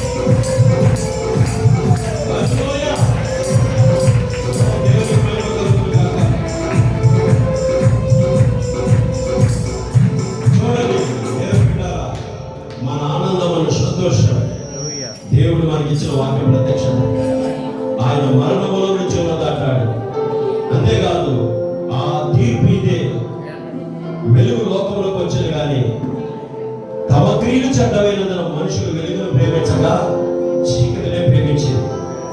అయితే సత్యవంతుడైతే తన క్రియలు దేవుని మూలంగా చేయబడి ఉన్నామని ఎరిగి దేవుని యొద్దకు వస్తాడు. అతడు వెలిగించబడతాడు. దేవుని మహాకృప ఆ సమర స్త్రీని రక్షించింది. ఆ భక్తమైన లేపింది, చారలు లేపింది, అనేకుల జీవితాలు వెలిగించింది, మగ్ధలో మార్పు తీసుకొచ్చింది, ఆ చక్కిన మార్పు తీసుకొచ్చింది, లాజరును మరణముని లేపిన దేవుని వాక్యం. ఈరోజు దేవుని కుమారుడు కుమార్తె నువ్వేమి కాదు, విశ్వసించు. నీ వాడిలో ఉన్నావు, ఆ వెలుగులో ఉన్నావు. నీ విశ్వాసం అంతా ఆయనే. బయట సంబంధమైన పనుల మీద మనసు పెట్టి కృపకు దూరంగా ఉండద్దు. లోపల ఉన్న ప్రభుని చూడు. నీకు అన్నిటి మీద విజయం ఇచ్చిన దేవుడు, అద్భుతమైన దేవుడు. ఒక విషయం తెలుసా, అపవాది వచ్చి నేను కొట్టే లోపే, నేను పట్టుకునే లోపే రెప్ప పాటలు మార్పు చెంది మహిమలు తెలిపే సమయం, అన్నిటికీ అంతం సమీపించింది. అనంతమైన ఆయన ఆలోచనలు ముందుగానే దేవుడు నీ కొరకు తన వెల చెల్లించేశాడు. పూర్తిగా నిన్ను ఆయన అక్కడే చూసేశాడు. నువ్వు నా కుమారుడు, నువ్వు నా కుమార్తె అని ఆ గొర్రె పిల్ల అక్కడ వధించబడినప్పుడు ఆ రక్తముతో ఆయన పేర్లు రాశాడు. ఆ పేరులో నువ్వు ఒక భాగమై ఉన్నావు. నువ్వెవరో కాదు, నువ్వు ఆయన కుమారుడు, ఆయన కుమార్తెవు. కనుక మరణము నాకు నీ మీద హక్కు లేదు. మరణమును జయించిన ఆత్మని లోపల ఉంది. కనుక నువ్వు ప్రార్థన చేస్తున్నప్పుడు, దేవుని బ్రతుకులాడుతున్నప్పుడు ఆయన క్రియలే నీలో ప్రత్యక్షమవుతుంది. ఒక మాట చెప్తున్నాను, అన్నింటిని జయించిన వారి ఆత్మని లోపల ఉన్నప్పుడు నువ్వు అహంకారంగా నడవడానికి కాదు, నువ్వు గర్వంగా మాట్లాడడానికి కాదు, నువ్వు దీనంగా జీవించడం, నువ్వు వినయంగా బ్రతకడానికి. అందుకనే ఆ శక్తి నీలోకి ఎలా వస్తుందంటే నువ్వు మోకరించాలి, చేతులెత్తాలి, తండ్రితో హృదయపూర్వకంగా మాట్లాడుకోవాలి. ఆయన కోరినట్లుగా నీ జీవితం ఆయన సమర్పిస్తూ ఉండు. ఆ శక్తి నీ లోపలికి ప్రత్యక్షపరచబడుతుంది. ప్రతి దాని మీద నీకు విజయం ఇచ్చిన దేవుడు ప్రత్యక్షమవుతాడు. అదిగా సైన్యములకు అధిపతిగా యెహోవా నీకు తోడుగా ఉండాలని ఇశ్రాయేలుకు సెలవిచ్చినట్లుగా నీతో కూడా ఉన్నా దేవుడే. దేనికి భయపడకు. నీ కుటుంబాన్ని కట్టి నీ చేతిలో పెట్టే దేవుడు, నీ పిల్లలు తీసుకొచ్చి నీ చేతిలో పెట్టే దేవుడు, నీ కుటుంబంలో వివాహ వ్యవస్థలు అన్ని కార్యములు జరిగించే దేవుడు, పరిశుద్ధాత్మతో నీ కుటుంబాన్ని నింపి నిశ్చయాన్ని తీసుకెళ్లే దేవుడు. ఆ గొప్ప రాజు నీతోనే ఉన్నాడు. నువ్వు చక్కగా ప్రార్థించు, ఆ మహిమను చూస్తావు. ప్రభుని దీవించుగాక. ఎంతమంది ఈ మధ్యాహ్నం మీ జీవితాలు హృదయపూర్వకంగా సమర్పించుకున్నట్లయితే ఆయన ఆత్మ మీకు తోడుగా ఉంటుంది. ఎందుకనగా ఇంతటి తీర్పుకు సాదృశ్యమైనది. నీ కొరకు ఆయన సమస్త తీర్పులు పొందేశాడు. ఆయన ఇప్పుడు నిన్ను ఎంత మాత్రం ఆయన బలిపీఠం నిన్ను చూడట్లేదు, కానీ ఇప్పుడు ఆయన నిన్ను తన నిత్యత్వంలో చూస్తున్నాడు, తన హృదయంలో చూస్తున్నాడు. ఆయన లోకాన్ని ఎలా జయించాడో ఆ జయించే జీవితం కూడా నీ లోపల పెట్టాడు. భయపడకు నా కొడుక, భయపడకు నా సుమర్తె, భయపడకు నా కుమారుడు కుమార్తె. పరిశుద్ధాత్మనికి సహాయం చేస్తున్నాడు. ధైర్యంగా ఉండండి, నిబ్రంగా ఉండండి. మీ మాట అవునంటే అవును, కాదంటే కాదుగా ఉండండి. భయపడవద్దు, వాస్తవంతో నిలబడండి. ప్రభు మీకు సహాయం చేస్తును గాక. God bless you. ప్రభు అయిన తండ్రి, విత్తబడిన వాక్యంలో ఫలింపచేయు. ఇదిగో తండ్రి, నీతో మేము గడుపుట్లోనే మాకు సంతోషం ఉంది. మాకెక్కడ లోకంలో ఆనందం లేదు నాయన.